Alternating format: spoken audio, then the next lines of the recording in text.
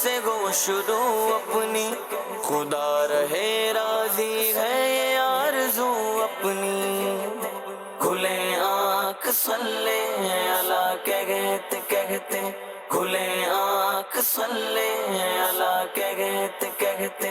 الحمدللہ رب العالمین والصلاة والسلام علی خاتم النبیین، اما بعد فاعوذ باللہ من الشیطان الرجیم، بسم اللہ الرحمن الرحیم۔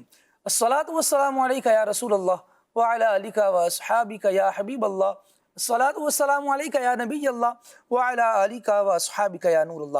مدنی چینل کے ناظرین دیکھ رہے ہیں پروگرام کھلے آنکھ صلی اللہ کہتے کہتے۔ اللہ رب العالمین کی بارگاہ میں دعا کرتے ہیں مالک کریم آج کے دن کو ہم سب کے لیے خوب رحمتوں والا بنائے، برکتوں والا بنائے، ہمیں وہ کام کرنے کی سعادت اور توفیق عطا فرمائے جس میں اس کی اور اس کے پیارے محبوب صلی اللہ تعالیٰ علیہ وسلم کی رضا شامل ہو۔ اللہ اور اس کے حبیب کی رضا جن کاموں سے مل سکتی ہے ان میں ایک بڑا بہترین کام سرور عالم صلی اللہ تعالیٰ علیہ وآلہ وسلم کی مبارک ذات پر درود و سلام پڑھنا بھی ہے۔ بندہ اپنے آقا و مولا کو یاد کرتا ہے، رب العالمین جل وعلا اس پر اپنی رحمت نازل فرماتا ہے، فرشتے اس کے لیے دعائے خیر کرتے ہیں، اس کے درجات بلند کیے جاتے ہیں، اس کے گناہوں کو مٹایا جاتا ہے۔ نبی رحمت شفیع امت صلی اللہ تعالیٰ علیہ وآلہ وسلم نے درود پڑھنے کی فضیلت کو بیان کرتے ہوئے ارشاد فرمایا کہ جو مجھ پر ایک مرتبہ درود پاک پڑھتا ہے اللہ تبارک و تعالیٰ اسے ایک قرات اجر عطا فرماتا ہے، اور ایک قرات احد پہاڑ جتنا ہے۔ اتنا عظیم اجر سید عالم صلی اللہ تعالیٰ علیہ وآلہ وسلم پر درود پڑھنے سے بندہ پانے میں کامیاب ہو جاتا ہے، تو کیوں نہ نبی رحمت صلی اللہ تعالیٰ علیہ وآلہ وسلم پر درود و سلام پڑھنا اپنی طبیعت میں شامل کریں، اپنی عادت میں شامل کریں، اپنی ڈیلی روٹین کا اسے حصہ بنائیں۔ آئیے حصول برکت کے لیے، نزول رحمت کے لیے، گناہوں کی مغفرت کے لیے، درجات کی بلندی کے لیے درود پاک پڑھتے ہیں۔ صلو علی الحبیب صلی اللہ علی محمد صلی اللہ علیہ وآلہ وسلم۔ رب العالمین جل وعلا کے پاکیزہ کلام کی تلاوت آئیے ترجمے کے ساتھ ملاحظہ کرتے ہیں۔ اعوذ باللہ من الشیطان الرجیم، میں اللہ تعالیٰ کی پناہ میں آتا ہوں شیطان مردود سے۔ بسم اللہ الرحمن الرحیم، اللہ کے نام سے شروع جو نہایت مہربان رحم والا۔ يا أيها الذين آمنوا لا تتخذوا عدوي وعدوكم أولياء تلقون إليهم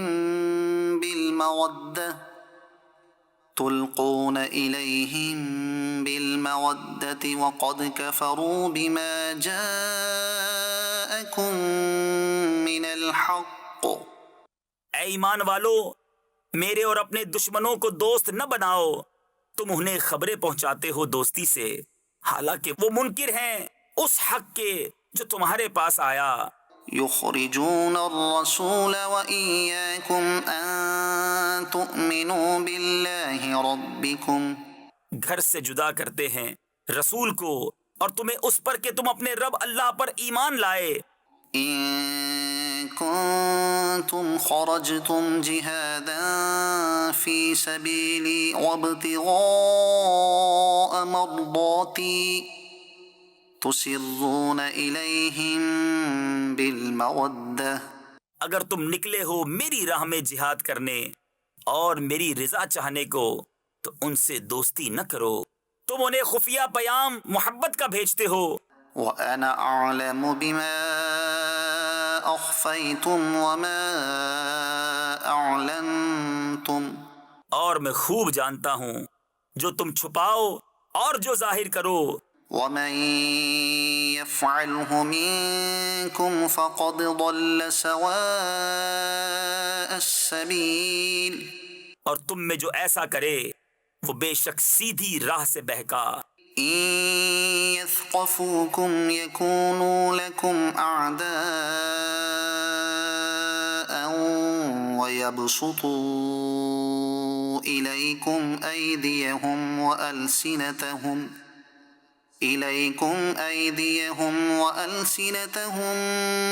بالسوء وودوا لو تكفرون۔ اگر تمہیں پائیں تو تمہارے دشمن ہوں گے اور تمہاری طرف اپنے ہاتھ اور اپنی زبانیں برائی کے ساتھ دراز کریں گے اور ان کی تمنا ہے کہ کسی طرح تم کافر ہو جاؤ۔ لن تنفعكم أرحامكم ولا أولادكم يوم القيامة يفصل بينكم والله بما تعملون بصير۔ ہرگز کام نہ آئیں گے تمہیں تمہارے رشتے اور نہ تمہاری اولاد، قیامت کے دن تمہیں ان سے الگ کر دے گا، اور اللہ تمہارے کام دیکھ رہا ہے۔ قد كانت لكم أسوة حسنة في إبراهيم والذين معه بے شک تمہارے لیے اچھی پیروی تھی ابراہیم اور اس کے ساتھ والوں میں، إذ قالوا لقومهم إنا براء منكم ومما تعبدون من دون الله جب انہوں نے اپنی قوم سے کہا بے شک ہم بیزار ہیں تم سے اور ان سے جنہیں اللہ کے سوا پوجتے ہو، كفرنا بكم وبدا بيننا وبينكم العداوة والبغضاء أبدا حتى تؤمنوا بالله وحده إلا قول إبراهيم لأبيه لأستغفرن لك وما أملك لك من الله من شيء۔ ہم تمہارے منکر ہوئے اور ہم میں اور تم میں دشمنی اور عداوت ظاہر ہو گئی ہمیشہ کے لیے، جب تک تم ایک اللہ پر ایمان نہ لاؤ، مگر ابراہیم کا اپنے باپ سے کہنا کہ میں ضرور تیری مغفرت چاہوں گا اور میں اللہ کے سامنے تیرے کسی نفع کا مالک نہیں۔ ربنا عليك توكلنا وإليك أنبنا وإليك المصير۔ اے ہمارے رب، ہم نے تجھی پر بھروسہ کیا اور تیری ہی طرف رجوع لائے اور تیری ہی طرف پھرنا ہے۔ صدق اللہ العظیم۔ قرآن رب العالمین جل وعلا کا کلام ہے اور شریعت نبی پاک علیہ الصلاۃ والسلام کے اس قرآن کے ساتھ بتائے ہوئے اصولوں کا نام ہے۔ مدنی چینل کے ناظرین، سید عالم صلی اللہ تعالی علیہ وآلہ وسلم کی حیات طیبہ ہم سب کے لیے یقیناً ایک بہترین رہنما ہے۔ اگر ہم اللہ تبارک و تعالیٰ کو راضی کرتے ہوئے اپنی زندگی کو گزارنا چاہتے ہیں، کامیاب ہونا چاہتے ہیں، اور کامیابی وہ جسے رب العالمین جل وعلا فوز عظیم ارشاد فرمائے، تو وہ سید عالم صلی اللہ تعالیٰ علیہ وآلہ وسلم کی تعلیمات کے مطابق گزاری ہوئی زندگی سے حاصل ہو سکتی ہے۔ کس طرح سے آقا دو عالم صلی اللہ تعالیٰ علیہ وآلہ وسلم کو فالو کرنا ہے، کیسی وہ تعلیمات ہیں جو بندے کو اتنے اونچے مقام پر فائز کر دیتی ہیں، وہ کردار بندہ کیسے اپنا سکتا ہے۔ سید عالم صلی اللہ تعالیٰ علیہ وآلہ وسلم نے اپنی ساری زندگی میں وقتاً فوقتاً انسانیت کو ان رازوں سے آشنا کیا، وہ اہم اور قیمتی باتیں بتائیں، وہ نادر اصول بتائے جو بندے کے لیے اس کی زندگی میں بھی اور اللہ تبارک و تعالیٰ کی بارگاہ میں حاضری کے وقت بھی کامیابی کے رہنما اصول قرار پائے۔ سید عالم صلی اللہ تعالیٰ علیہ وآلہ وسلم تو بتا گئے، ہم کیا کر رہے ہیں، ہم کیسا اس پر عمل کر رہے ہیں، کیا اس طریقہ کار کو ہم سیکھ رہے ہیں؟ اگر نہیں تو ہمیں سیکھنا ہوگا۔ آقا دو عالم صلی اللہ تعالیٰ علیہ وآلہ وسلم کا خطبہ حج اور اس سے حاصل ہونے والے رہنما اصول، یہ آج ہمارے سلسلے کا موضوع ہے۔ سید عالم صلی اللہ تعالیٰ علیہ وآلہ وسلم کا خطبہ حج اور معاشرے کی تعمیر۔ آقا دو عالم صلی اللہ تعالیٰ علیہ وآلہ وسلم کے فرامین پر عمل کرنے میں ہی معاشرے کی بھی تعمیر ہے، ایک انسان کے کردار کی تعمیر ہے، شخصی تعمیر ہے، ہمارے زندگی سے تعلق رکھنے والے ان شعبہ جات کی تعمیر اور تکمیل ہے جن کے بغیر ہم اپنی زندگی کو گزارنا اور اپنی زندگی کو اچھے انداز سے آگے بڑھانا شاید ناممکن سمجھتے ہیں۔ جی ہاں، زندگی کے کسی بھی شعبے میں دیکھ لیا جائے، کسی بھی فیز میں دیکھ لیا جائے، آقا دو عالم صلی اللہ تعالیٰ علیہ وآلہ وسلم کی تعلیمات ہماری رہنمائی کرتی ہیں، لیکن ان ساری تعلیمات کا ایک خلاصہ، ایک نچوڑ جو آقا دو عالم صلی اللہ تعالیٰ علیہ وآلہ وسلم نے نزول وحی کے بعد تقریباً 23 سال کے عرصے میں اس امت کو عطا فرمائی، جب ان کو کنکلوڈ کیا جائے، ان کا خلاصہ بیان کیا جائے، تو آقا دو عالم صلی اللہ تعالیٰ علیہ وآلہ وسلم نے خطبہ حج کے موقع پر اس ساری آفاقی تعلیم کا خلاصہ انسانیت کے سامنے رکھ دیا۔ اس خطبہ حج کی بڑی اہمیت ہے، بڑی افادیت ہے۔ لوگ آقا دو عالم صلی اللہ تعالیٰ علیہ وآلہ وسلم کے خطبہ ارشاد فرمانے کے بعد سے آج تک، اور ہم سمجھتے ہیں کہ رہتی دنیا تک، آقا دو عالم صلی اللہ تعالیٰ علیہ وآلہ وسلم کے بیان کیے ہوئے ان اصولوں کو دیکھتے رہیں گے، ٹٹولتے رہیں گے، اور اس سے روزانہ ہی بہترین اور عمدہ باتوں کو سیکھتے رہیں گے جو ان کی کامیابی کا ذریعہ بنیں گی۔ آج انشاءاللہ اسی خطبے پر بات ہونی ہے۔ مبلغین ہمارے ساتھ موجود ہیں، مولانا نقیب عطاری مدنی ماشاءاللہ تشریف فرما ہے، مولانا وسیم صاحب ماشاءاللہ موجود ہیں، نور عالم عطاری مدنی صاحب ماشاءاللہ موجود ہیں، نعت رسول مقبول صلی اللہ تعالیٰ علیہ وآلہ وسلم ان سے سنیں گے، عدنان چشتی صاحب انشاءاللہ ہمیں جوائن کریں گے، ان سے بھی باتیں ہوں گی۔ آقا دو عالم صلی اللہ تعالیٰ علیہ وآلہ وسلم کے خطبہ حج کے حوالے سے علماء کیا فرما گئے، آقا دو عالم صلی اللہ علیہ وسلم کے اس خطبے کی کیا اہمیت ہے، اسے بھی انشاءاللہ سننا ہے، اور آج یہ بھی جانیں گے کہ آقا دو عالم صلی اللہ تعالیٰ علیہ وآلہ وسلم نے انسانیت کو اس خطبے میں کیسا عظیم الشان دستور عطا فرمایا ہے۔ گفتگو کو آگے بڑھائیں گے تو انشاءاللہ یہ سارے ہی عنوان کوشش کریں گے کہ ہم زہر بحث لا سکے۔ بلا تاخیر بڑھتے ہیں مولانا نور عالم صاحب کے پاس اور چلتے ہیں اور سنتے ہیں ان سے کلام، کون سا کلام سنا رہے ہیں۔ صلو علی الحبیب صلی اللہ تعالی علی محمد صلی اللہ تعالی علیہ وسلم۔ صلی علی نبینا صلی علی محمد صلی علی نبینا صلی علی محمد صلی علی شفیعنا صلی علی محمد صلی علی کریمنا صلی علی محمد۔ اذن جس کو ملا وہ مدینے چلا، میرا کچھ نہ بنا میں یہی رہ گیا، زخم دل پہ لگے اشک بہنے لگے، جب چلا قافلہ میں یہی رہ گیا، اشک گرنے لگے، عرض کرنے لگے، اذن دے دو شاہ میں یہی رہ گیا،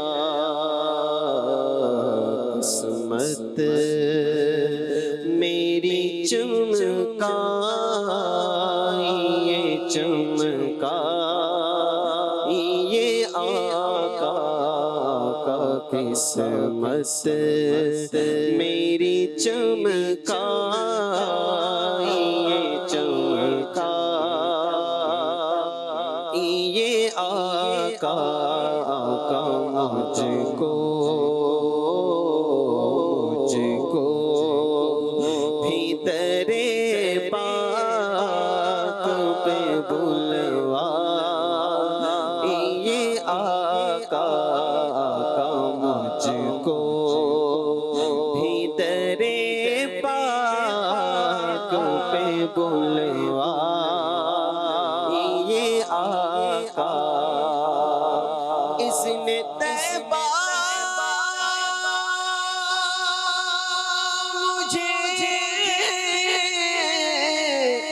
سلطان مدینہ دے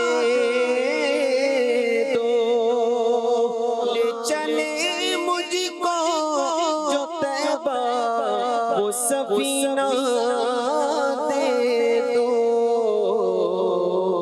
قسمت میری چمکائیے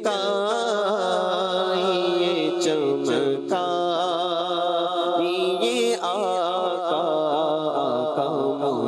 کو بھی درے پاک پہ بلوائیے آقا اور سینے میں ہو کعبہ تو بسے دل میں مدینہ سینے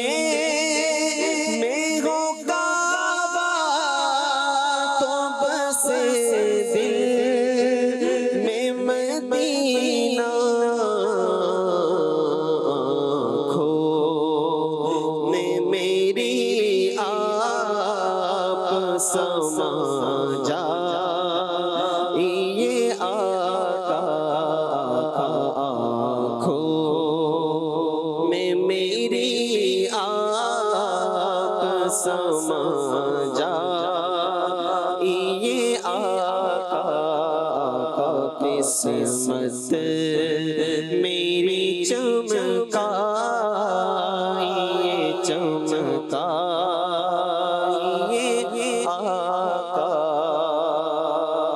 اور بیتاب ہوں بے چین ہوں دیدار کی خاطر بیتاب ہوں بے چین ہوں دیدار کی خاطر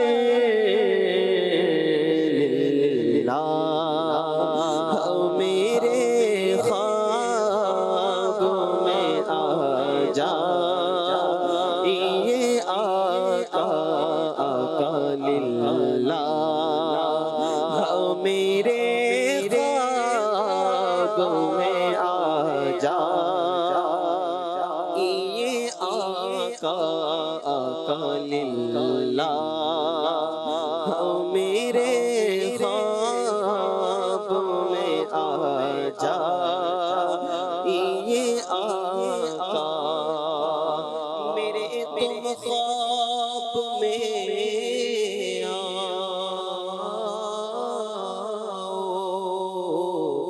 میرے گھر روشنی ہوگی میری قسمت جگا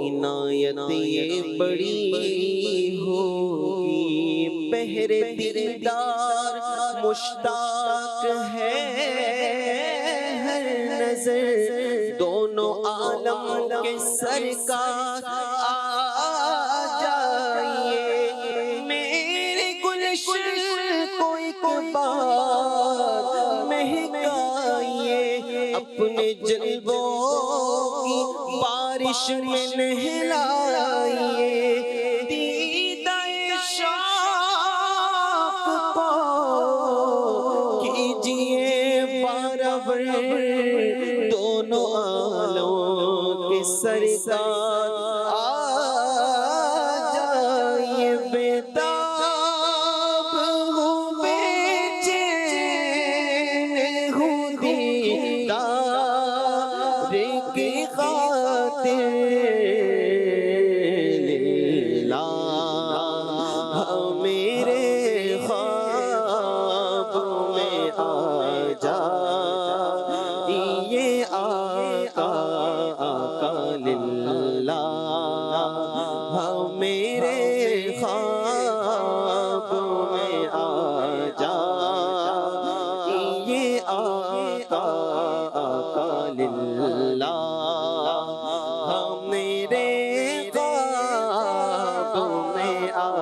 جائیے آقا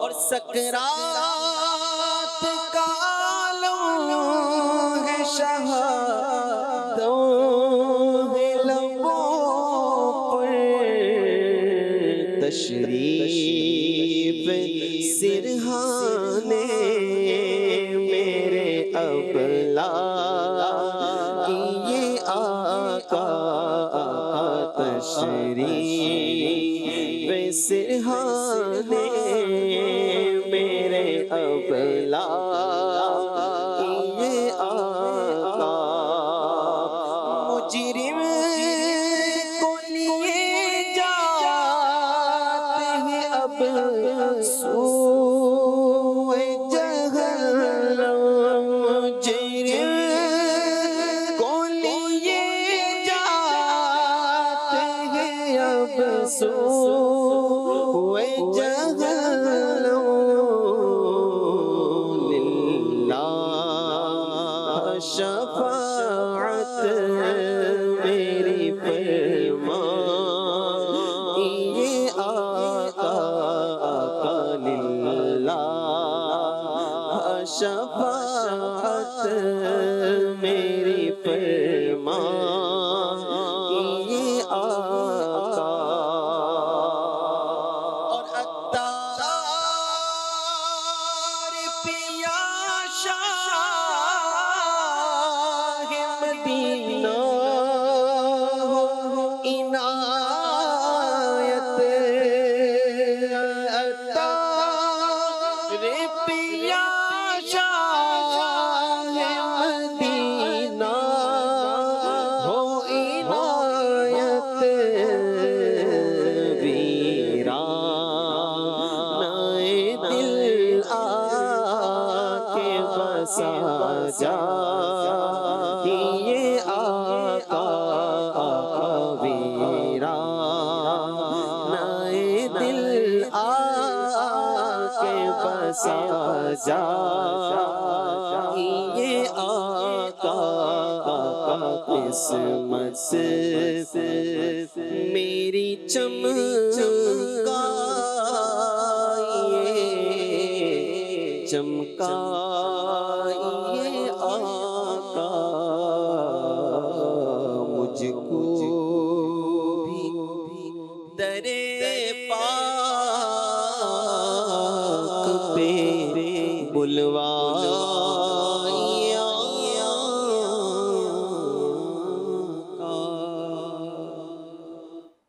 سبحان اللہ اللہ رب العالمین نبی رحمت صلی اللہ تعالیٰ علیہ وآلہ وسلم کے مبارک دیار کی ہم سب کو با ادب با ذوق حاضری عطا فرمائے، اور یقیناً عاشقان رسول کے دل کی یہ تمنا ہوتی ہے کہ ہم سید عالم صلی اللہ تعالیٰ علیہ وآلہ وسلم کے دربار تک پہنچ جائیں، چاہے ایک لمحے کے لیے ہی صحیح، لیکن بس حاضری ہو جائے، کیونکہ سید عالم صلی اللہ تعالیٰ علیہ وآلہ وسلم کا مبارک فرمان ہے کہ جس نے میرے روضہ اطہر کی زیارت کی اس پر میری شفاعت واجب ہو گئی۔ کیا بات ہے! اللہ کریم ہم سب کے حق میں اس دعا کو قبول فرمائے کہ حاضری ہو نیازی کی دربار میں، زندگی ہو بسر ذکر سرکار میں، آتے جاتے رہیں تیری چوکھٹ پہ ہم، کاش یہ ہم سب کے حق میں قبول ہو جائے۔ مدنی چینل کے ناظرین، اپنے عنوان کی طرف آتے ہیں۔ آج سلسلے کا ٹاپک رسول اللہ صلی اللہ تعالیٰ علیہ وآلہ وسلم کا خطبہ حج ہے۔ عقائد عالم صلی اللہ تعالیٰ علیہ وآلہ وسلم نے جب حج کا ارادہ فرمایا تو اعلان کروا دیا اور لوگوں کو بتا دیا کہ اس سال عقائد عالم صلی اللہ تعالیٰ علیہ وآلہ وسلم جو ہے حج کے لیے تشریف لیے جا رہے ہیں۔ سارے اطراف میں جہاں جہاں تک بات پہنچی، ایک دیوانہ وار انداز میں لوگوں نے تیاری شروع کی کہ اس سال حج میں عقائد عالم صلی اللہ تعالیٰ علیہ وآلہ وسلم کی برکتوں کو حاصل کیا جائے گا، نبی رحمت صلی اللہ تعالیٰ علیہ وآلہ وسلم کی باتوں کو سنیں گے، ان کے خطبوں کو سنیں گے، اور ایک بہت بڑی تعداد نبی رحمت صلی اللہ تعالیٰ علیہ وآلہ وسلم کے سامنے سارے ہی حج کے سفر میں رہی، اور یعنی اب جب یہ سفر ہے مینا، عرفات، مزدلفہ اور خود حرم شریف میں آقا دو عالم صلی اللہ تعالیٰ علیہ وآلہ وسلم نے مختلف مواقع پر مختلف خطبات ارشاد فرمائے، اور یہ وہ موقع ہے کہ جو کراؤڈ اب یہاں اس سفر حج میں موجود ہے، اتنا بڑا کراؤڈ ایک ساتھ آقا دو عالم صلی اللہ تعالیٰ علیہ وآلہ وسلم کی حیات طیبہ میں کہیں رہا ہو، ایسا ملتا بھی نہیں ہے جو تعداد اب ہے۔ اب آقا دو عالم صلی اللہ تعالیٰ علیہ وآلہ وسلم نے جب اس خطبے کو ارشاد فرمایا ہے تو اس میں بہت سارے پہلو زندگی کے جو ہے ان کو بیان کیا ہے، عدل و انصاف کی اہمیت کو بیان کیا ہے، معاشرے کے وہ طبقات جن کے حقوق کو دبایا جاتا تھا ان کے حقوق کس طرح ادا کرنے ہیں اسے بیان کیا ہے، جو رنگ و نسل کا، زبانوں کا تعصب تھا آقا دو عالم صلی اللہ تعالیٰ علیہ وآلہ وسلم نے اس کا خاتمہ فرمایا ہے۔ زمانہ جاہلیت کی جو رسمیں تھیں جن کی وجہ سے انسان پستا چلا جا رہا تھا اور انسان کے لیے ہی انسانیت میں جگہ تنگ ہوتی چلی جا رہی تھی، اور بڑا عجیب و غریب ان رسموں کی وجہ سے ماحول ہو چکا تھا، سید عالم صلی اللہ تعالیٰ علیہ وسلم نے ان فضول، بیہودہ اور لغو قسم کی رسموں کو ختم کرنے کا ارشاد فرمایا۔ یہ وہ ڈائمنشنز ہیں جو سرور عالم صلی اللہ تعالیٰ علیہ وآلہ وسلم نے اس خطبے میں بیان فرمائی، بالخصوص عدل و انصاف کی اہمیت کو بیان فرمایا، اور اس کے لیے ایک لفظ کہا جاتا ہے، ایک جملہ کہا جاتا ہے، یہ خطبہ حج جو ہے یہ ایک کمپلیٹ چارٹر آف لائف ہے، زندگی گزارنے کا ایک مکمل ضابطہ یہ خطبہ حجۃ الوداع ہے۔ اگر اس پر مسلمان عمل کر لیں، اگر انسانیت اس خطبے پر جمع ہو جائے تو ایک بہترین معاشرہ تشکیل پا سکتا ہے، ایک بہترین ریاست سامنے آ سکتی ہے، اور انسانیت کی بقا اور فلاح اس کے تحت انسان حاصل کر سکتا ہے۔ آئیے خطبہ حجۃ الوداع پر گفتگو کرتے ہیں اور نقیب بھائی سے آغاز کرتے ہیں، اس کی خطبے کی اہمیت کو مزید سنتے ہیں کہ یہ خطبہ کیا ہے، کتنا ضروری ہے، اور اس میں ہمارے لیے کون سے راز موجود ہیں۔ جی نقیب بھائی کیا ارشاد فرمائیں؟ 1,00,000 سے زائد صحابہ کرام حضور نبی رحمت صلی اللہ علیہ وسلم کے سامنے موجود ہیں۔ اب اس سے یہ بات سمجھ میں آتی ہے کہ جتنی بڑی تعداد سامنے ہوتی ہے موضوع کی اہمیت اتنی زیادہ بڑھ جاتی ہے۔ بہت اعلیٰ۔ اب نبی پاک صلی اللہ علیہ وسلم کی موجودگی ہے، سامنے صحابہ ہیں، تو حضور صلی اللہ علیہ وسلم نے چاہا کہ اہم سے اہم امور زیادہ سے زیادہ بیان کیے جائیں، تو حضور نے ان کے سامنے بیان کیا، بلکہ اس خطبے میں یہ بھی ارشاد فرما دیا کہ الا فلیبلغ الشاہد الغائبہ، کہ جو موجود ہیں وہ ان کو بتا دیں جو موجود نہیں ہیں۔ صحیح، یہ پیغام پہنچانا ہے آگے، یہ بھی سب کو حکم۔ نبی پاک علیہ السلام اس خطبے کی اہمیت کو خود بھی بیان فرما رہے ہیں کہ جو موجود نہیں ہیں، جو موجود ہیں وہ تو سن رہے ہیں، جو نہیں ہیں ان تک بھی یہ بات پہنچائی جائے۔ بالکل ایسا ہی ہے۔ اچھا، پھر اس خطبے کو اگر آج بھی پڑھیں تو یوں لگتا ہے کہ یہ خطبہ ابھی اسی وقت کے لیے بھی ہے۔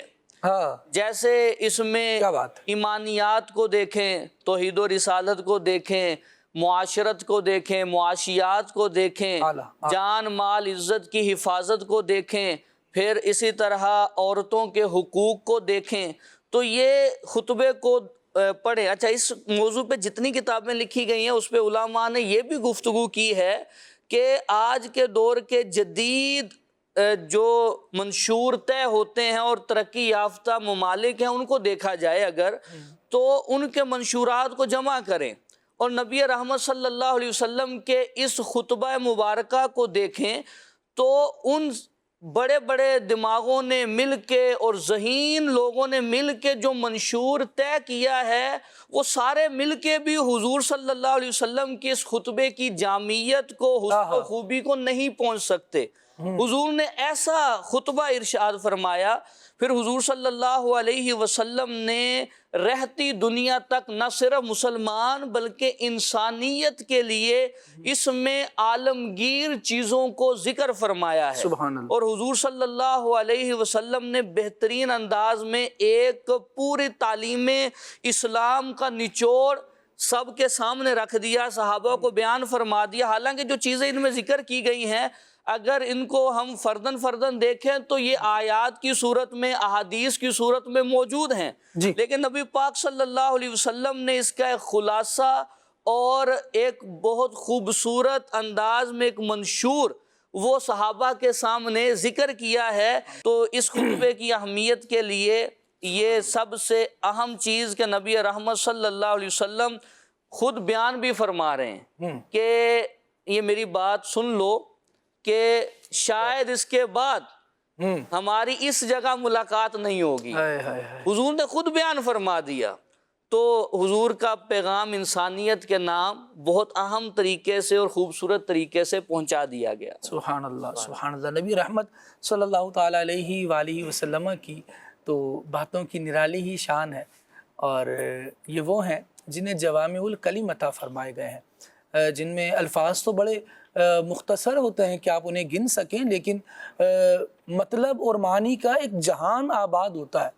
اسے جتنا بندہ سیکھتا چلا جائے، نئی نئی باتیں اس کے پیش نظر آتی رہتی ہیں۔ اور جو نقیب بھائی نے بات کی کہ بڑے بڑے ذہن مل کر بیٹھتے ہیں آج بھی، اور کوشش کرتے ہیں کہ کوئی ایسا دستور بنا لیا جائے، کوئی ایسا منشور بنا لیا جائے کہ معاشرے کی افراتفری پر کنٹرول حاصل کیا جائے، معاشرے میں جو بے اعتدالی ہے وہ ختم ہو جائے، معاشرے کا توازن جو ہے اس کو درست کیا جائے، اور اچھا شہر ایک سامنے آئے، اچھی شہریت سامنے آئے، اور اچھی سوسائٹی وہ ہمیں دستیاب ہو سکے۔ لوگ اس کے لیے بڑی ایفرٹ کرتے ہیں، بڑی کوشش کرتے ہیں، لیکن ساری کوششوں کا نتیجہ جو عام طور پر دنیا بھر میں دیکھا جا سکتا ہے وہ 5 سال تک کا ہوتا ہے، کیونکہ اگلی حکومت آتی ہے تو پھر وہ پچھلے والوں کے کیے دھرے میں جو عیب نکال رہی ہوتی ہے کہ نہیں یہ قانون بنا، یہ غلط تھا، یہ یوں تھا، یہ یوں تھا، یہ یوں تھا۔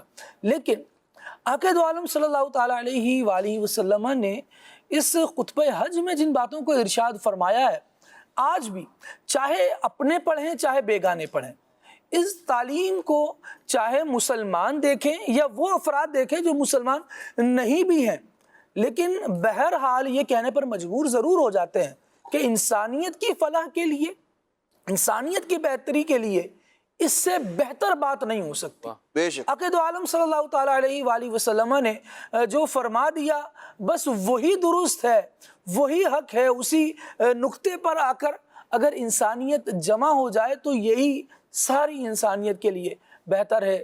کاش کہ ہم سمجھنے والے بن جائیں، کاش ہم اس تعلیمات کو اپنانے والے بن جائیں، لیکن بات یہ ہے کہ اس تعلیم کی طرف اگر سبھی بلانے والے ہوں گے تو شیطانی دھندے نہیں چل پائیں گے۔ جو لوگ لسانیت کے نام پر ملکوں میں، قوموں میں فسادات ڈلوا رہے ہوتے ہیں، علاقائی اعتبار سے فساد ڈلوا رہے ہوتے ہیں، عصبیت پسندی یا پرستی کا ذہن دے رہے ہوتے ہیں، ان کے دھندے چوپٹ ہو جائیں، دکانیں بند ہو جائیں، اگر اس کو نافذ کر دیا جائے۔ یہ اللہ رب العالمین جل وعلا کا پسندیدہ نظام ہے جو سید عالم صلی اللہ تعالیٰ علیہ وآلہ وسلم نے بیان فرما دیا، اور الحمدللہ وہ رب کے پسندیدہ لوگ ہیں جو ان باتوں کو پسند کرتے ہیں، انہیں اپنانے کی کوشش کرتے ہیں، انہیں پھیلانے کی کوشش کرتے ہیں۔ سید عالم صلی اللہ تعالیٰ علیہ وسلم کے بیان کیے ہوئے پیغامات میں سے اس خطبہ حج کے موقع پر ایک پیغام یہ بھی تھا کہ مسلمان کا بھائی ہے، انہیں آپس میں کیسا رہنا چاہیے؟ کیا کہیں گے وسیم بھائی سوال؟ بسم اللہ الرحمن الرحیم۔ جیسے آپ نے بیان فرمایا اور ہمارے نقیب بھائی نے بھی بیان فرمایا کہ نبی کریم صلی اللہ علیہ وآلہ وسلم کا یہ جو خطبہ تھا، اگر ایک ایک چیز پر عمل کریں گے تو یقین جانیے حقیقت میں ہمارا معاشرہ اس وقت جو بد امنی میں ہے، پریشانی کی حالت میں ہے، ہر مدہ اس وقت جو ہے اپنے آپ کو اکیلا تنہا فیل کر رہا ہے، یہ ساری چیزیں ختم ہو جائیں۔ حالانکہ ہجوم اتنا ہے جی، بندے کی مطلب فزیکل دوست الگ ہیں، ڈیجیٹل دوست الگ ہے، ایسا ہی ہے، لیکن اس کے باوجود تنہائی جو ہے وہ سر پر ہی ہے۔ جی، اس کی بیسک وجہ یہی ہے نا کہ ہم نبی کریم صلی اللہ علیہ وسلم کے فرامین کو پڑھتے نہیں ہیں، پڑھتے ہیں تو صرف پڑھنے کی حد تک رکھتے ہیں، اس کو سمجھتے نہیں ہیں، سمجھ لیں تو پھر اس کو عمل نہیں کرتے ہیں، عمل کرتے ہیں پھر دوسروں تک نہیں پہنچاتے ہیں۔ تو ان جو سٹیپ بتایا میں نے ابھی، ان سب چیزوں پہ ہمیں عمل کرنا ہے۔ سب سے پہلے تو ہم ان کو سیکھیں، سمجھیں، بیسیکلی ہماری اس وقت پریشانی کے وجوہات یہی ہیں. جیسے آپ نے نبی پاک صلی اللہ علیہ وسلم کی ایک حدیث مبارکہ ایک پیغام آپ نے بھی دیا. نبی کریم صلی اللہ علیہ وسلم نے اس خطبے پر ارشاد فرمایا المسلم اخو المسلم لا یظلمہ ولا یسلمہ. یہ بڑی کمال کی جو ہے وہ احادیث مبارکہ ہے، اور موجودہ دور اس وقت جو وقت چل رہا ہے یہ اس کے لیے بہت اہم ہے اور اس کی بہت زیادہ ضرورت ہے اگر اس حدیث مبارکہ پر ہم عمل کریں. ترجمہ کیا ہے؟ فرمایا المسلم اخو المسلم، کہ ایک مسلمان دوسرے مسلمان کا بھائی ہے. لا یظلمہ، نہ وہ اس پر ظلم کرتا ہے، ولا یسلمہ، اور نہ ہی اس کو وہ بے یار و مددگار چھوڑ دیتا ہے. یہ بڑے کمال کے جو ہے وہ الفاظ ہیں. جیسے ہمارا ایک سگا بھائی ہوتا ہے، ہماری اس کے ساتھ کس طرح محبت ہوتی ہے، ہم اس کو پریشان نہیں کرتے، پریشانی میں دیکھ نہیں سکتے، اس کے اوپر ظلم نہیں کرتے. تو گویا نبی پاک صلی اللہ علیہ وسلم نے یہاں پر یہی ہمیں ایک ترغیب دی ہے کہ جو بھی مسلمان ہے، جو کلمہ پڑھ چکا ہے نا، وہ آپ کے ساتھ اس کا ایک طرح سے جو ہے وہ اس کا سگے بھائی والا آپ کے ساتھ تعلق ہو گیا. ہم یہاں پر جتنے بھی بیٹھے ہوئے ہیں، ہم جو ہے وہ نہ ہی ایک قوم کے ہیں، نہ ہی ایک زبان کے ہیں، نہ ہی جو ہے وہ ہمارا کوئی خونی رشتہ ہے. ہم الگ الگ جگہ سے، الگ الگ شہروں سے تعلق رکھتے ہیں، لیکن آپس میں محبت ہماری کیسے ہے کہ جیسے ہم آپس میں بھائی بیٹھے ہوتے ہیں، جیسے گھر میں فیملی بیٹھی ہوتی ہے، ایسی ہماری محبت ہے. یہ صرف اسی نبی کریم صلی اللہ علیہ وآلہ وسلم کے فرمان کی وجہ سے ہے. دیکھیں اسلام جو ہے نہ ہی وہ رنگ، نسل، اسی طرح جو ہے وہ ہمارے ہاں زبان، قومیت کو پسند نہیں کرتا، بلکہ اسلام کے ہاں سب کچھ برابر ہے، کوئی فرق نہیں کرتا. اسلام میں کسی کو کسی پر جو ہے وہ فوقیت نہیں ہے، بلکہ اس کے متعلق نبی کریم صلی اللہ علیہ وسلم کا فرمان بھی ملتا ہے کہ مسلمان ایک جسم کی مانند ہیں. ہمارے جسم کے کئی حصے ہیں لیکن سارے کے سارے ہیں جسم، ایک ہی جسم ہے. تو مسلمان ایسا ہی ہے، لیکن اس وقت ہمارے ہاں رنگ کی بنیاد پر، نسل کی بنیاد پر، زبان کی بنیاد پر، مفادات کی بنیاد پر، قوم کی بنیاد پر لوگ ایک دوسرے میں فرق کرنے لگ گئے ہیں، ایک دوسرے کے اوپر ظلم کرنے لگ گئے ہیں، ایک دوسرے کے ساتھ وہ زیادتی کرنے لگ گئے ہیں. حالانکہ ہمیں کیا ارشاد فرمایا گیا کہ المسلم اخو المسلم. اسی طرح قرآن پاک میں ارشاد فرمایا انما المؤمنون اخوہ، مسلمان تو آپس میں بھائی بھائی ہیں. تو ہم بھائی چارہ اور اخوت اگر ہم اس پر عمل کر لیں اور ہماری معاشرے میں یہ چیز قائم ہو جائے تو یقین جانیے کہ ہمارا معاشرہ پر امن ہو جائے. اس میں ارشاد فرمایا لا یظلمہ، کہ مسلمان کسی پر ظلم نہیں کرتا، نہ کرے وہ کسی پر ظلم. تو گویا یہ ہمارے لیے ایک حدیث مبارکہ، مختصر سے اس کے الفاظ ہیں، 2-4 لائنوں میں ہے. اگر اسی صرف ایک حدیث مبارکہ پر ہی ہم عمل کر لیں، معاشرے میں بہت سی پریشانیاں ہماری ختم ہو جائیں. کسی کا حق مار لینا، ناجائز قبضہ کر لینا، اسی طرح جو ہے وہ آپ کسی کو بعض اوقات نظر انداز کر دیتے ہیں، کسی کی آپ دل آزاری کر دیتے ہیں. دل آزاری تو بہت بڑا گناہ ہے. نبی پاک صلی اللہ علیہ وسلم کا فرمان ملتا ہے کہ جس نے کسی مسلمان کو تکلیف دی فقط آذانی، اس نے مسلمان کو نہیں، مجھے تکلیف دی ہے. ومن آذانی، اور جس نے مجھے تکلیف دی اس نے اللہ کو تکلیف دی ہے. تو اسی طرح آگے پھر اللہ تبارک و تعالیٰ قرآن مجید میں ارشاد فرمایا ان الذین یؤذون اللہ ورسولہ لعنہم اللہ فی الدنیا والآخرہ، کہ بے شک جو اللہ اور اس کے رسول صلی اللہ علیہ وسلم کو تکلیف پہنچاتے ہیں، تکلیف دیتے ہیں، فرمایا اللہ تعالیٰ کی اور اس کے رسول کی دنیا اور آخرت میں لعنت ہے. تو ہمارے ہاں مسلمانوں کو یہ عام ہو چکا ہے، ہم عزت اچھال دیتے ہیں کسی کی. آج کل تو سوشل میڈیا ہے نا، ہم ایکسپوز کرنے کے چکر میں ہوتے ہیں، کیمرے لے کے گھوم رہے ہوتے ہیں، ایک دوسرے کے عیب اچھال رہے ہوتے ہیں. ہمیں اسلام کیا کہہ رہا ہے؟ اس کو پرپوز نہیں کر پایا، اس کو ایکسپوز ہی کر دیتے ہیں. جی ایسا ہی ہے. تو ایکسپوز کر رہے ہیں یعنی دوسروں کی عزتوں کو چھاڑ رہے ہیں. بلکہ نبی کریم صلی اللہ علیہ وسلم کا بخاری شریف میں ایک اور حدیث مبارکہ ہے کہ کسی شخص کے برا ہونے کے لیے اتنا کافی ہے کہ وہ کسی مسلمان کو حقیر سمجھے. مسلمان کو ہم کیوں حقیر سمجھے؟ اس نے وہ کلمہ پڑھ چکا ہے، نبی کریم صلی اللہ علیہ وسلم کا امتی بن چکا ہے، تو وہ ہمارا بھائی بن چکا ہے، ہم اس کو کبھی بھی حقیر نہیں سمجھ سکتے. تو مسلمانوں کے اندر بھائی چارہ بہت زیادہ ضروری ہے. اخوت ہوگی تو ہمارے معاشرے میں امن آئے گا. آگے فرمایا ولا یسلمہ، اور اس کو جو ہے بے یار و مددگار نہ چھوڑو. یعنی اگر اس کے اوپر کوئی پریشانی آ گئی ہے، کوئی تکلیف آ گئی ہے، کوئی مصیبت آ گئی ہے، اس کو اکیلا نہیں چھوڑنا بلکہ اس مسلمان کا ساتھ دینا ہے. ابھی دیکھیں 3 الفاظ میں نے صرف حدیث مبارکہ کے بیان کیے ہیں. تو اس میں دیکھیں معاشرے میں اس وقت ان 3 الفاظوں کی اتنا ضرورت ہے. ہم آپس میں بھائی اور ہماری فیملی، ہمارے دوست جس وقت ہم رہتے ہیں، اگر ہم سچ میں ایک دوسرے کے بھائی بن جائیں، حقیقت میں ایک دوسرے پر ظلم نہ کرنے والے بن جائیں، اور اپنے دوست جو پریشان ہوتے ہیں، مصیبت میں ہوتے ہیں، تکلیف میں ہوتے ہیں، ان کی اگر ہم مدد کرنا شروع کر دیں تو سارے معاشرے میں پریشانیاں دور ہو جائیں، بد امنی ختم ہو جائے، محبتیں بڑھ جائیں، معاشرہ ہمارا مضبوط ہو جائے، ہمارا خاندان مضبوط ہو جائے، اور مسلمان ایک طاقت بنے گی اور ایک اتحاد بنے گی. دیکھیں نا، یہ جو ہے المسلم اخو المسلم، یہ فرقوں میں بٹنا نہیں ہے، ایک دوسرے کو تقسیم کرنا نہیں ہے جیسے ہم آج تقسیم ہو گئے ہیں، نام کے نام پر، شہر کے نام پر، جیسے آپ نے بیان فرمایا کہ علاقے کے نام پر، قوم کے نام پر، لوگ جو ہے وہ اپنی قوم کا نام آگے رکھتے ہیں، لوگ جو ہے وہ اپنی زبان کا نام آگے رکھتے ہیں۔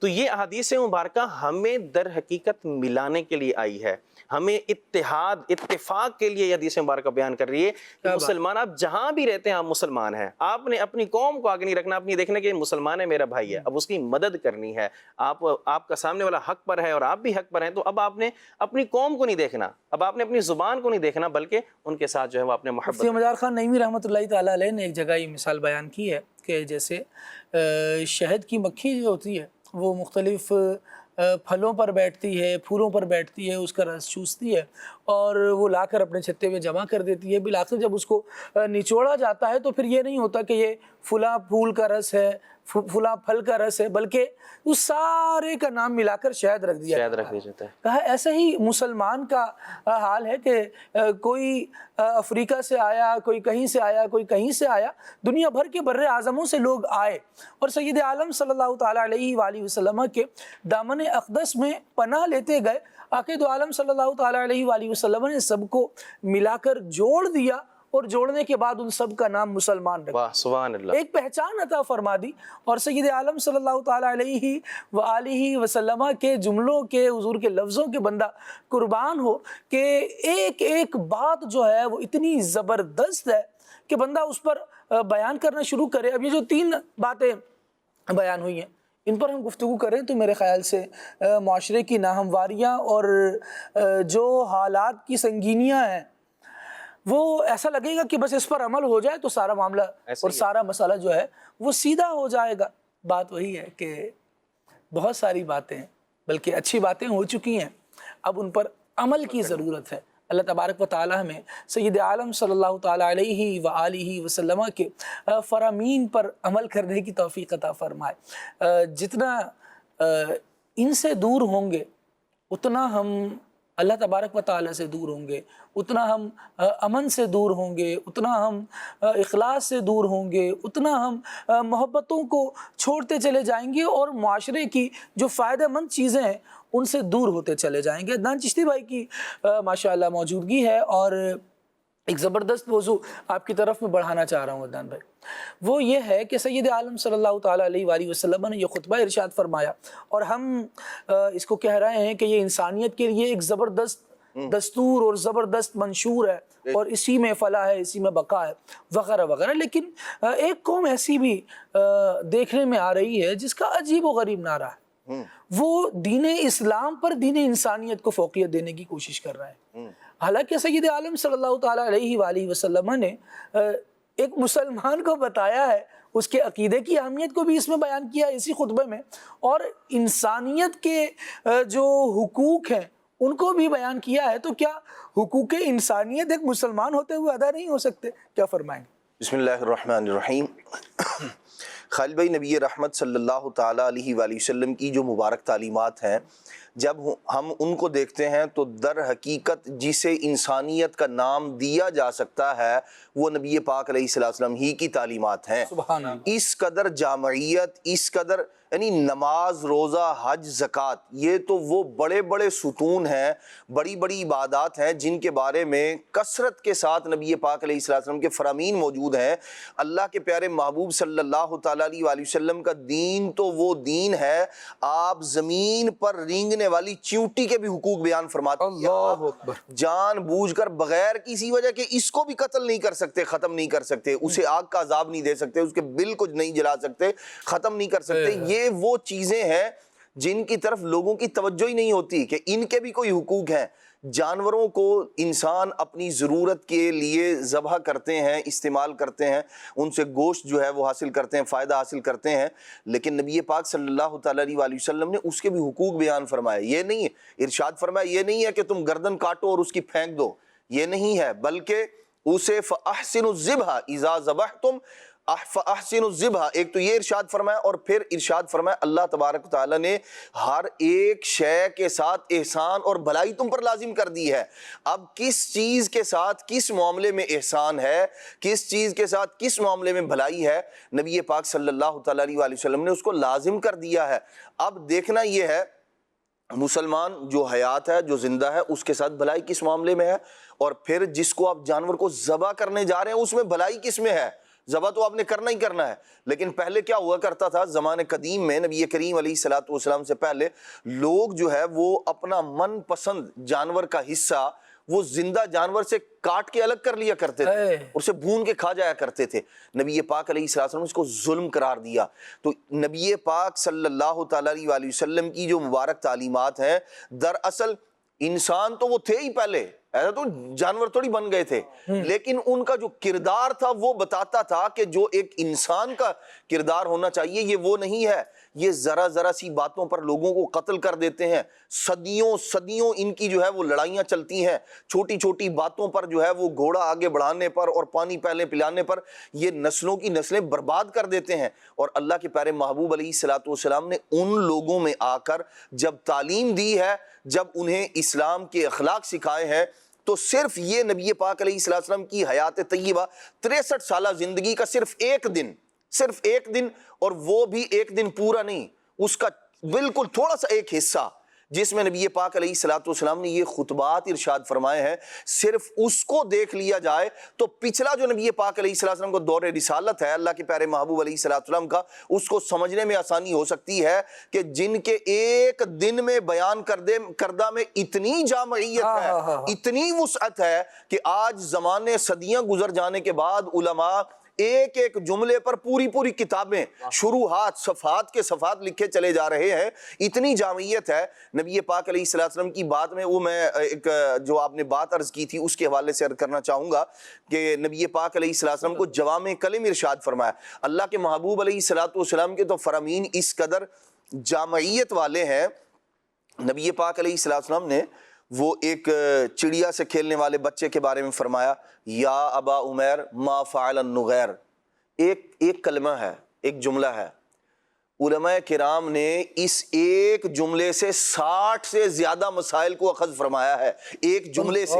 اور اس کے اندر کوئی ایسا نہیں ہے کہ منطق فلسفہ نبی پاک علیہ الصلوۃ والسلام نے ڈال دیا ہے، صرف اتنی سی بات ہے، یا ابا عمیر، اے ابو عمیر، ما فعل النغیر، تیری یہ جو چڑیا تھی اس کا معاملہ کیا ہوا؟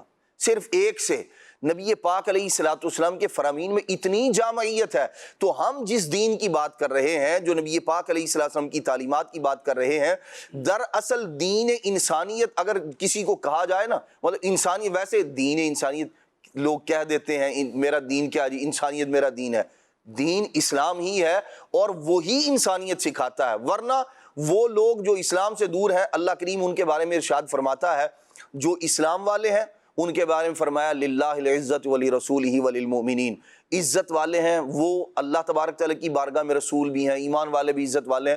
اور جن کے پاس اسلام نہیں ہے، انسانیت تو دور کی بات، اللہ کریم ارشاد فرماتا ہے اولئک کالانعام بل ہم اضل، ارشاد فرمایا تو جانوروں سے بھی بدتر ہیں وہ لوگ۔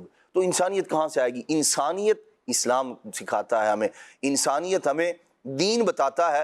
یہی وجہ ہے کہ نبی پاک علیہ الصلوۃ والسلام نے حجۃ الوداع کے موقع پر صرف نماز، روزے، حج اور زکوٰۃ کے بارے میں نہیں ارشاد فرمایا، بلکہ نبی پاک علیہ الصلوۃ والسلام نے کیا معاشرتی زندگی، کیا بندے کی ذاتی زندگی، کیا ایک جو بہترین معاشرہ ہوا کرتا ہے وہ، اور پھر ساتھ ساتھ معاشی زندگی، اسے تباہ کرنے والے امور اور اسے ترقی دینے والے جو امور ہیں وہ بھی بیان کر رہے ہیں، اور جو ختم کر دینے والے تھے ان کو بیان کر دیا ہے۔ معاشرے کا سکون، امن، چین برباد کر دینے والے جو کام تھے، عصبیت، جو ایک دوسرے سے بدلہ لینا، قوم کی نام پر قتل کر دینا اور نسلوں کی نسلیں تباہ و برباد کر دینا، اللہ کے محبوب علیہ الصلوۃ والسلام نے فرمایا آج سے میں انہیں ختم کر رہا ہوں، اپنے پیروں کے نیچے روند رہا ہوں۔ اور ارشاد فرمایا وہ جو پہلا قتل جو میرے خاندان کے اندر موجود ہے، جس کا بدلہ بنو حذیل سے لینا باقی تھا، ارشاد فرمایا میں نے ختم کر دیا ہے آج، اس کو اپنے گھر سے ابتدا کی ہے، خود سے۔ اور نبی پاک علیہ الصلوۃ والسلام نے بتایا ہے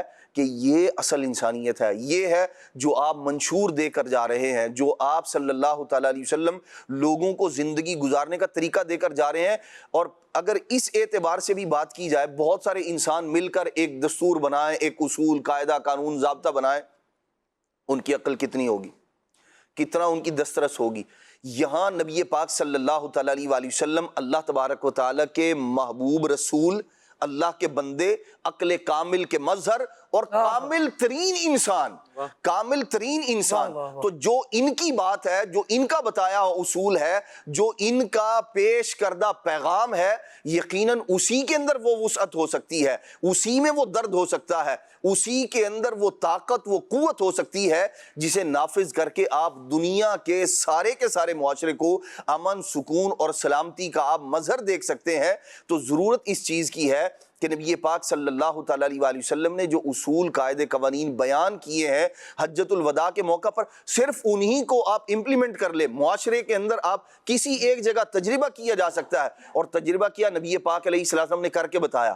ریاست مدینہ قائم کر کے اللہ کے محبوب صلی اللہ تعالیٰ علیہ وسلم نے بتایا امن، چین، سکون، اور پھر صحابہ کرام، اور پھر معاشی ترقی۔ اللہ تبارک و تعالیٰ نے جو کمال، جو عروج، آج ہم لوگ معاشرتی طور پر دنیا کے اندر تقریباً سبھی لوگ وہ معاشی ترقی کا جو ہے نا وہ ایک خواب دیکھتے ہوئے نظر آتے ہیں۔ دنیا جہان کے اندر جتنے ممالک ہیں تقریباً سبھی یہ ہمارا معاشی نظام جو ہے وہ اچھے سے اچھا ہو جائے، لوگوں کی کوشش یہ ہے۔ لیکن نبی پاک علیہ السلام نے جو معاشی نظام دیا ہے، اللہ کے محبوب علیہ السلام، اس پر پوری کتابیں موجود ہیں خالد بھائی، اور نبی پاک علیہ السلام نے اس قدر جامع اصول، قاعدے، قوانین بیان کیے ہیں۔ بس بات یہ ہے کہ ہم اس پر عمل کرنے والے بن جائیں۔ اور پھر آپ دیکھیے صحابہ کرام علیہ رضوان کا انداز، وہ جو معاشی ترقی، آپ دیکھیں کس قدر اللہ تبارک تعالیٰ نے برکت رکھی تھی ان کے معاملات میں۔ یہ تو وہ تھے مکہ شریف چھوڑ کے اپنا گھر بار، جہاں مال دولت سب کچھ چھوڑ چھاڑ کر یہ مدینہ شریف آئے ہیں، اور یہاں آ کے تھوڑے سے عرصے میں اللہ کریم نے جو نبی پاک علیہ السلام کے ذریعے ان کی رہنمائی فرمائی تھی، انہوں نے تجارت کے ان اصولوں کو اپنایا ہے، اور پھر جب دنیا سے جا رہے ہیں تو ان کا جو وراثت کا سونا ہے وہ کلہاڑوں سے کاٹ کے تقسیم کیا جا رہا ہے۔ اللہ تبارک و تعالی نے اس قدر انہیں برکت عطا فرمائی ہے، ان کا جو معاشی نظام تھا اللہ تبارک و تعالی نے اس کو اس قدر مضبوط کر دیا تھا۔ آپ دیکھیے جناب سیدنا عثمان غنی رضی اللہ تعالی عنہ، لوگ جو ہے وہ ضرورت کے وقت لوگوں کا خون چوستے ہیں۔ جس چیز کی لوگوں کو ضرورت ہو تو وہاں ہم اپنے معاشرے میں دیکھتے ہیں چیزیں مہنگی کیوں ہو جاتی ہیں، ایک چیز ڈیمانڈ بڑھتی ہے، اور پھر ہوتا کیا ہے، لوگ اپنی من مانی کرتے ہیں، اپنی مرضی کی رقم کا مطالبہ کرتے ہیں، پیسوں کا مطالبہ کرتے ہیں۔ لیکن یہاں نبی پاک علیہ السلام کی تربیت، انسانیت، لوگ طلبگار ہیں، غلے کے اناج کے ضرورت مند ہیں، جتنا چاہتے نفع لے سکتے تھے، لیکن یہ ہے انسانیت، یہ ہے اسلام کا درس۔ آپ نے وہ جو سارے کا سارا غلے سے لدے ہوئے اونٹ تھے، جو پورے کا پورا قافلہ تھا، فرمایا یہ میں نے اللہ سے تجارت کی ہے، سارا راہ خدا میں قربان کر۔ یہ ہے انسانیت۔ اور جو ہمارے معاشرے میں جو لوگ انسانیت کا جو ہے وہ درس دے رہے ہوتے ہیں، وہاں اس معاشرے میں دیکھ لیجئے آپ، آج بھی اس کے بالکل برعکس آپ کو نظر آئے گا۔ لیکن اسلام اپنے ماننے والوں کو اس طرح کی کوئی تعلیم نہیں دیتا۔ انسانوں کے لیے فلاح، کامیابی، کامرانی، اور انسانوں کی دنیاوی اور اخروی کامیابی و کامرانی کا مدار صرف اور صرف اسلام کے اندر ہے۔ سبحان اللہ، سبحان اللہ۔ اللہ کریم ہمیں توفیق خیر عطا فرمائے۔ مدنی چینل کے ناظرین، بات یہ ہے کہ سید عالم صلی اللہ تعالیٰ علیہ وآلہ وسلم اس خطبہ حج میں، اور ویسے بھی جو عقائد عالم صلی اللہ علیہ وسلم نے زندگی اپنی گزاری ہے، اس میں ارشاد فرماتے گئے، اور جو قریب افراد تھے نا وہ عمل کرتے چلے گئے۔ نتیجہ کیا ہوا؟ سوسائٹی بہتر سے بہترین ہوتی چلی گئی۔ فی زمانہ کیا ہو رہا ہے، اچھی باتیں ہم ایک دوسرے کو ٹیکس کرتے ہیں۔ کسی نے کہا کہ جناب اسلام کہاں ہے، تو جواب آیا جناب وہ میرے موبائل میں ہے، وہ میرے لیپ ٹاپ میں ہے، وہ میرے آئی پیڈ میں ہے، وہ میری ڈیوائسز میں موجود ہے، میری لائبریری میں موجود ہے۔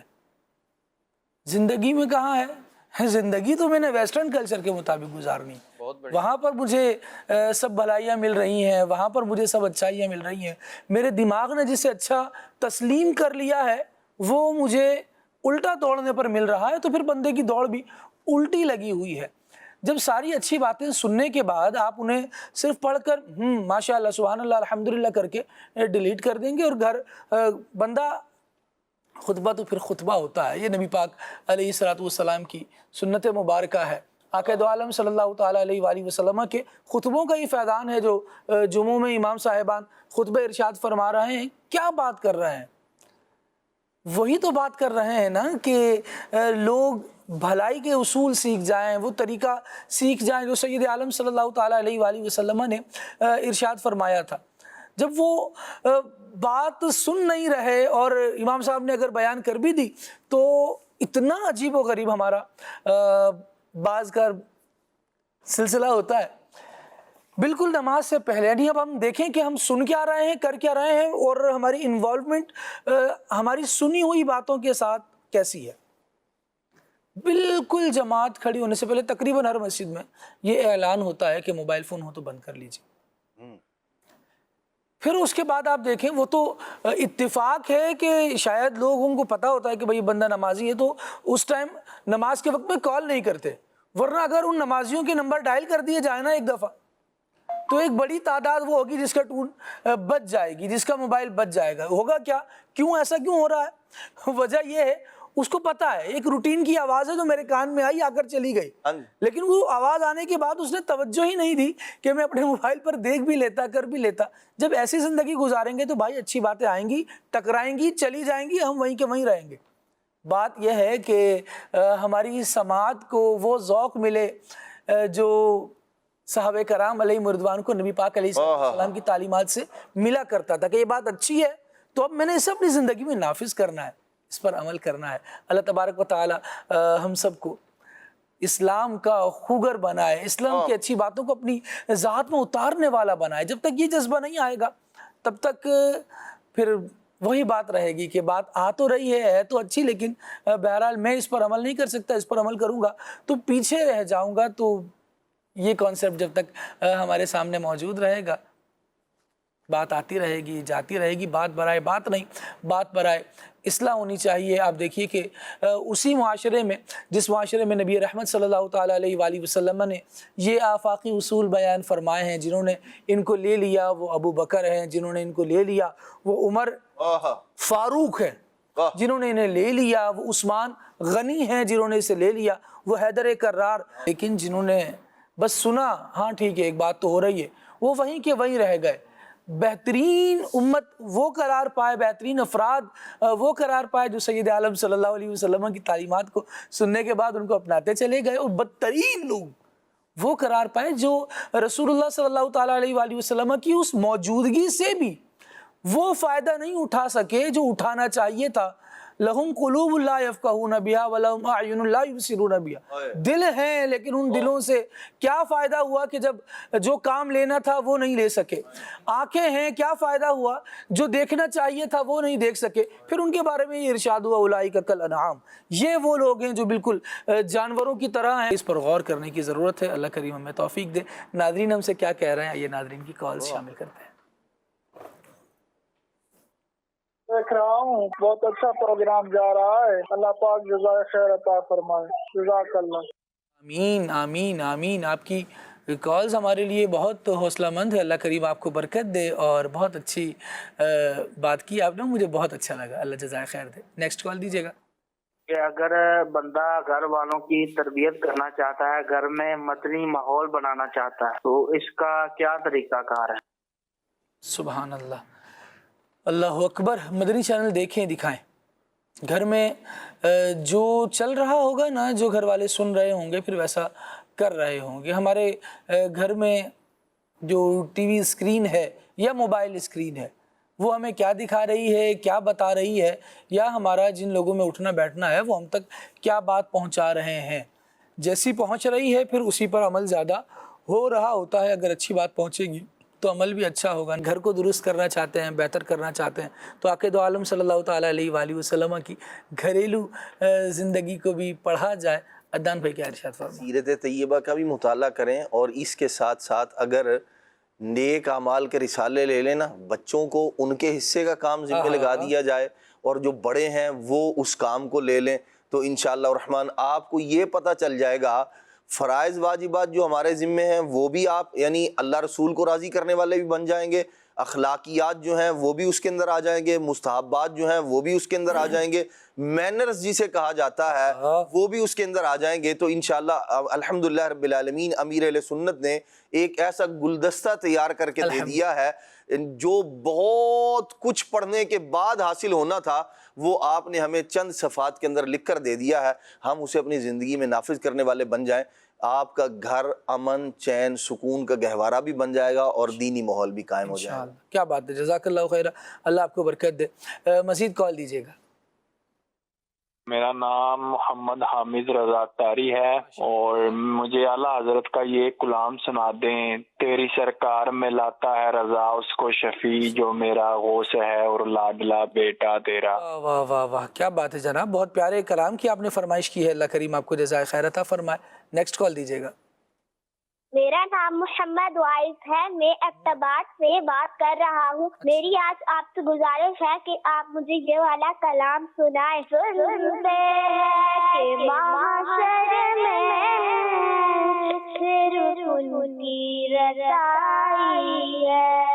کیا بات ہے جناب، بہت پیارے کلام کی آپ نے فرمائش کی. اعلیٰ حضرت رحمۃ اللہ تعالیٰ علیہ کے اللہ کریم آپ کو جزائے خیر دے. نیکسٹ کال دیجیے گا. شہریار اتاری چکالہ شریف سے عرض گزار ہوں. ناخواہ سلام بھائی سے میری عرض ہے کہ مجھے کلام سنا دے. میں مدینے چلا. سبحان اللہ، زبردست. کچھ میسیجز لیتے ہیں پھر مزید کالز کی طرف آئیں گے.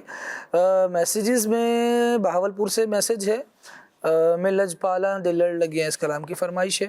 اچھا جی، اٹک سے میسیج ہے اور کلام سننا ہے الصبح بدا من طلعتی ہی. ٹھیک ہے جی. میرا نام علی شہزاد اتاری ہے، میں فرید نگر چشے وطنی سے ہوں اور کلام کون سا سننا ہے آپ نے؟ زائرو پاس ادب رکھو ہوس جانے دو، آنکھیں اندھی ہوئی ہیں ان کو ترس جانے دو. اچھا جی، آپ سے عرض ہے کہ امیر اہل سنت کی منقبت سنائیں. ٹھیک ہے جی.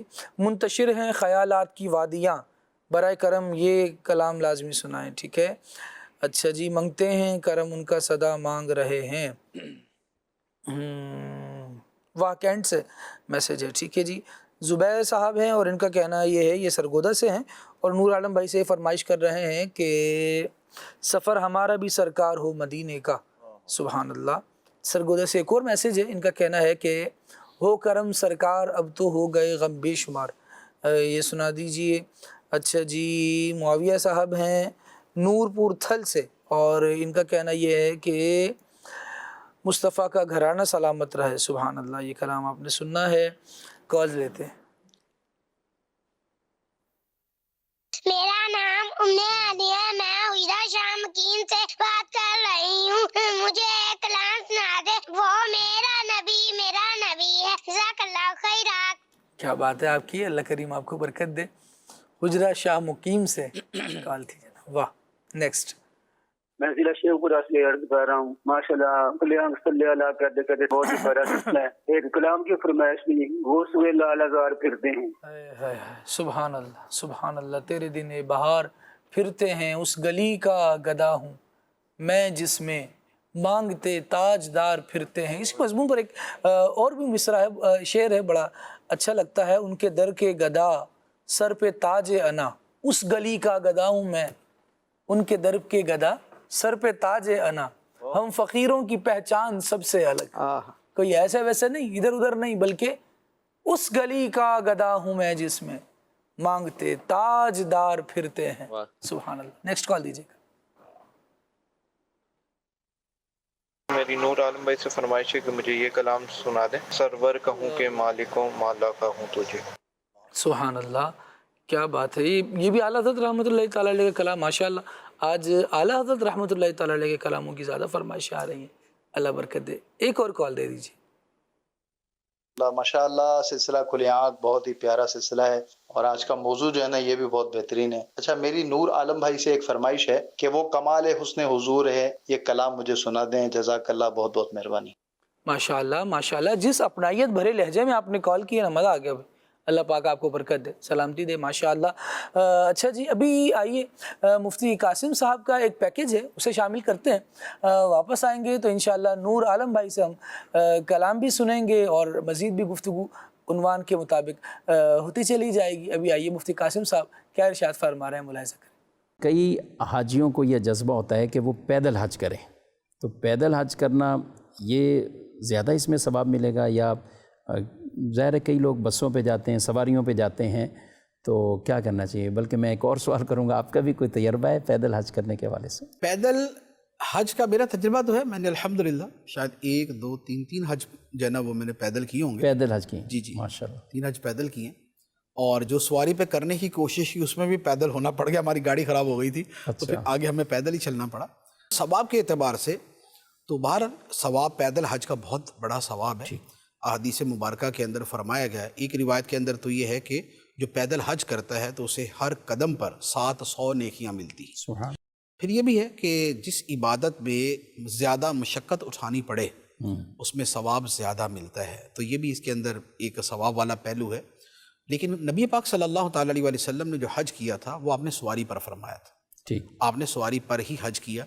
تو اب اپنی اپنی نیت کے اوپر ہے، کوئی نبی پاک علیہ السلام کے طریقے کے اعتبار سے سواری پہ آتا جاتا ہے، اس کو اس نیت کا ثواب ملے گا، اور جو پیدل کے فضائل اور ثواب کو سن کر اس کے مطابق جاتا ہے وہ اس کے مطابق کرے گا۔ لیکن میرا مشورہ یہ ہے کہ کرنا یہ چاہیے کہ خود آدمی اپنی حالت و کیفیت کو دیکھ لے، صحیح، کیونکہ حج کے اندر پیدل چلنا اصل نہیں ہے، حج کے اندر حج کرنا اصل ہے۔ صحیح، یعنی آپ میدان عرفات میں جائیں اور وہاں جا کر پھر آپ اللہ تعالیٰ کی عبادت کریں، آپ دعائیں مانگیں، آپ ذکر اذکار کریں، وہ قبولیت کا دن ہے، وہ عبادت کا دن ہے، وہ خدا کی بارگاہ میں عبدیت کے اظہار کا دن ہے، تو آپ یہ زیادہ سے زیادہ کریں۔ اچھا، اسی طرح پھر واپس آتے ہیں، مثال کے طور پہ مکہ مکرمہ آتے ہیں تو مکہ مکرمہ واپس آ کے آپ نے طواف الزیارہ کرنا ہے۔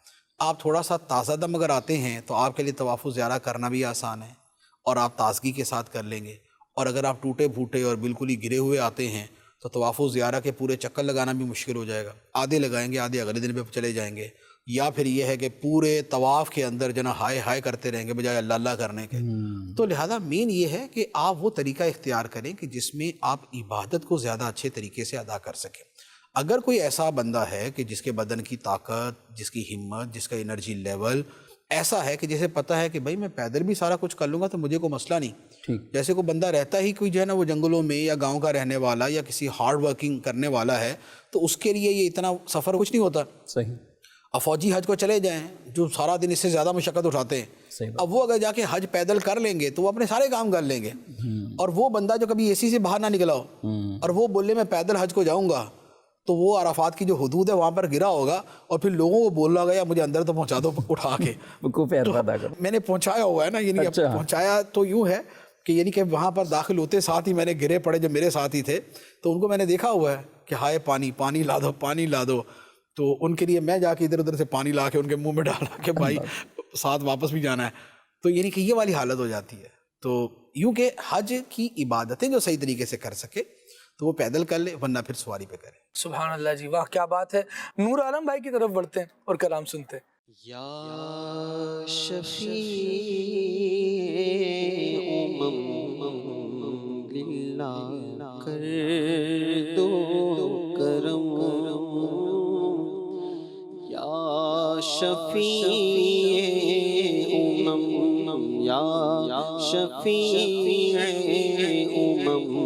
للہ کر دو کرم، شالا وسدار تیرا سونا حرم، تیرا سونا حرم، ہم غلاموں کا رکھنا خدا را بھرم، ہم غلاموں کا رکھنا، ہم غلاموں کا رکھنا خدا را بھرم، شالا وسدار تیرا سونا حرم، تیرا سونا حرم، حاضری ہو نیازی دربار میں،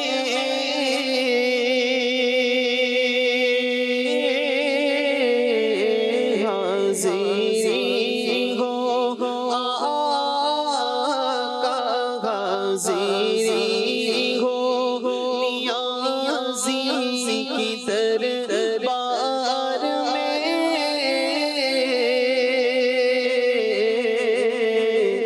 زندگی ہو بسر ذکر سرکار میں زندگی ہو بسر ذکر سرکار میں آتے جاتے رہے آتے جاتے رہے تیری چوکھٹ پہ ہم آتے جاتے رہے تیری چوکھٹ پہ ہم شالا وسدار وے تیرا سونا حرام تیرا سونا حرام ہم غلاموں کا رکھنا خدا را بھرم شالا وسدار وے تیرا سونا ماشاءاللہ ظاہرو پاس ادب رکھو ہوس جانے دو ظاہرو پاس ادب رکھو ہوس جانے دو آنکھیں اندھی ہوئی ہے کو ترس جانے دو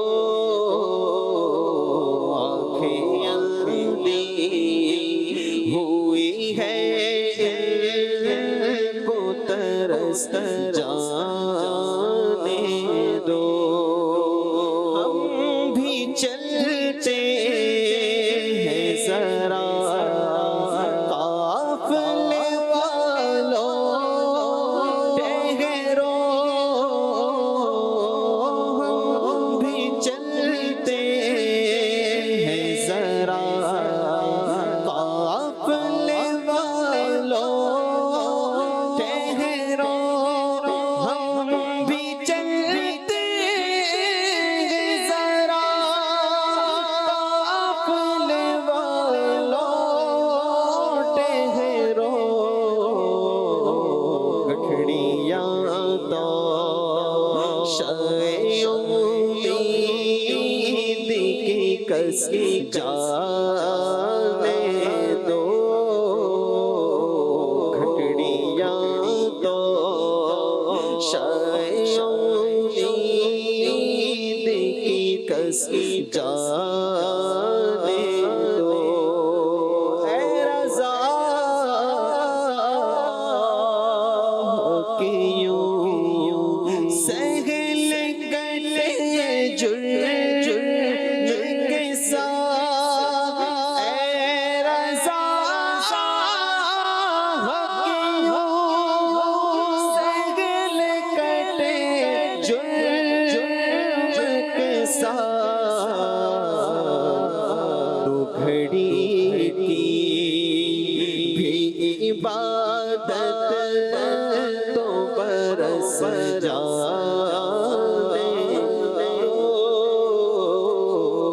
آنکھیں اندھی ہوئی ہے ان کو ترس جانے دو بلغ العلا بکمالہ کشف الدجى بجماله حسنت جميع خصاله صلوا عليه وآله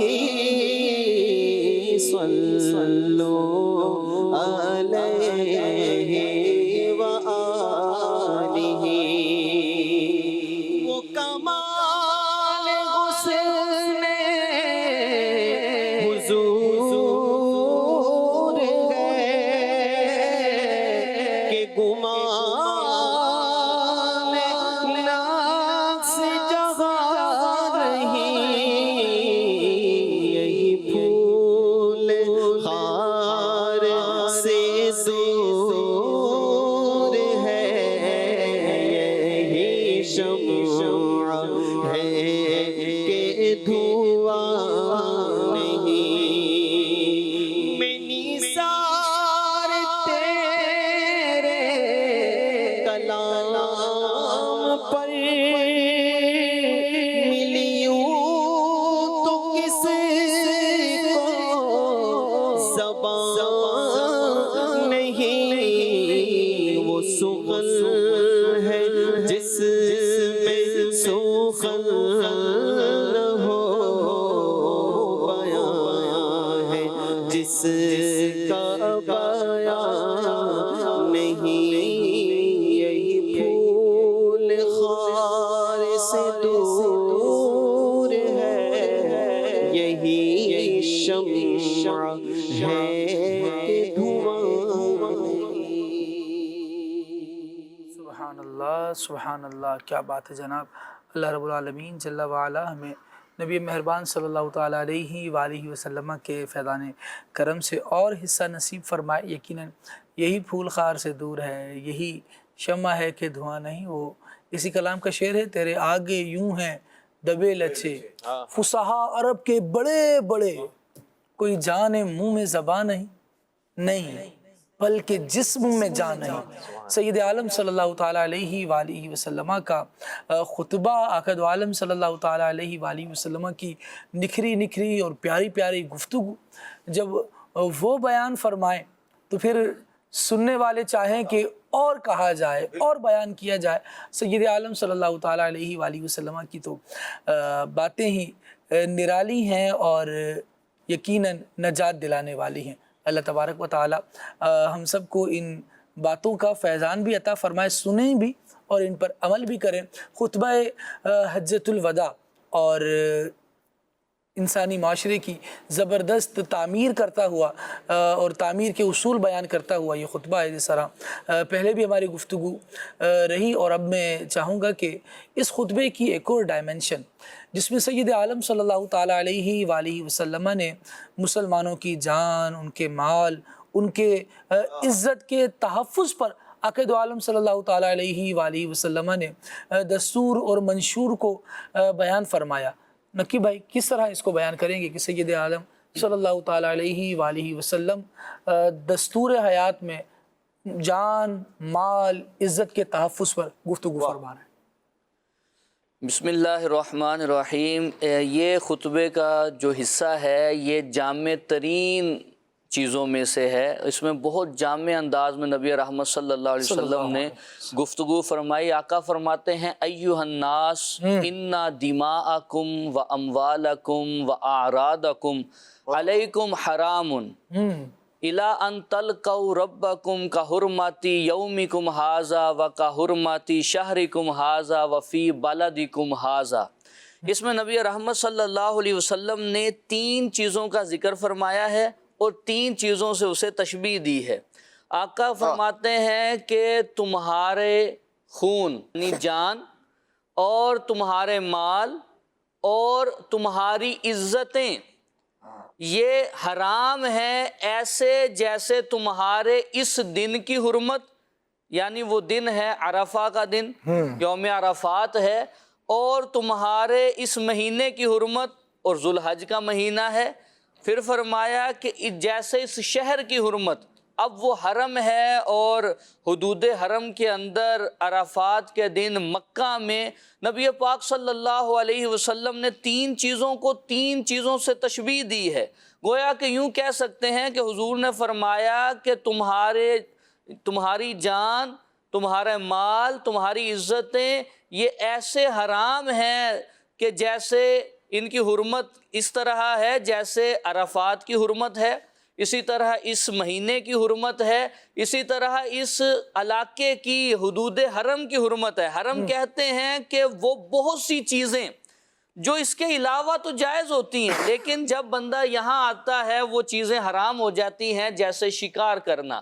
اس کو یوں بھی کہہ سکتے ہیں کہ جب بندہ حرم شریف میں آتا ہے تو اس کے ذہن میں یہ احساس پیدا ہو جاتا ہے، دل میں یہ چیز پیدا ہو جاتی ہے کہ مجھے ممنوع کام نہیں کرنے، اس پاک جگہ پہ مجھے ہر برائی سے بچنا ہے۔ تو حضور صلی اللہ علیہ وسلم نے تشبیہ دے کے بتایا کہ کس طرح احساس ایک انسان کے اندر، مسلمان کے اندر ہونا چاہیے کہ مجھے دوسرے مسلمان کی عزت کی، مال کی اور جان کی حفاظت کرنی ہے، ان کی عزتوں کو، جان مال کو خراب نہیں کرنا، عزتوں کو پامال نہیں کرنا۔ ہر چیز پہ الگ گفتگو ہو سکتی ہے۔ اگر ہم جان کی اس پہ دیکھیں، مال اور ان سب کو الگ الگ دیکھیں، اچھا پھر دنیا کے قوانین کو دیکھیں، اب جو بہتر سے بہتر ملک ہے اس کو دیکھ لیں، تو ہر ایک ترقی یافتہ ملک کے منشور قانون کی جو بنیادی چیزیں ہیں یہی 3 چیزیں ہوتی ہیں، وہ جان کی، مال کی، عزت کی حفاظت، یہ بنیادی چیزوں میں شامل ہوتا ہے۔ اگرچہ عزت کا تعین نہ کر پائے، اگرچہ عزت کا تعین نہ ہو سکے، لیکن حضور صلی اللہ علیہ وسلم نے اس کو کس انداز سے بیان فرمایا؟ سب سے پہلے جان کی حفاظت۔ حضور صلی اللہ علیہ وسلم اسے کیسے بیان فرماتے ہیں؟ پہلے قرآن پاک کو دیکھیں۔ قرآن پاک میں ہے وَمَن يَقْتُلْ مُؤْمِنًا مُتَعَمِّدًا فَجَزَاؤُهُ جَهَنَّمُ خَالِدًا فِيهَا، جو جان بوجھ کے قتل کرتا ہے تو فرمایا اس کی جزا کیا؟ ہمیشہ کے ہمیشہ جہنم میں رہنا۔ اسی طرح حدیث میں حضور فرماتے ہیں کہ اگر کسی مسلمان کے قتل پہ آسمان و زمین والے جمع ہو جائیں، اللہ تبارک و تعالی سب کو اوندے منہ جہنم میں داخل فرما دے گا۔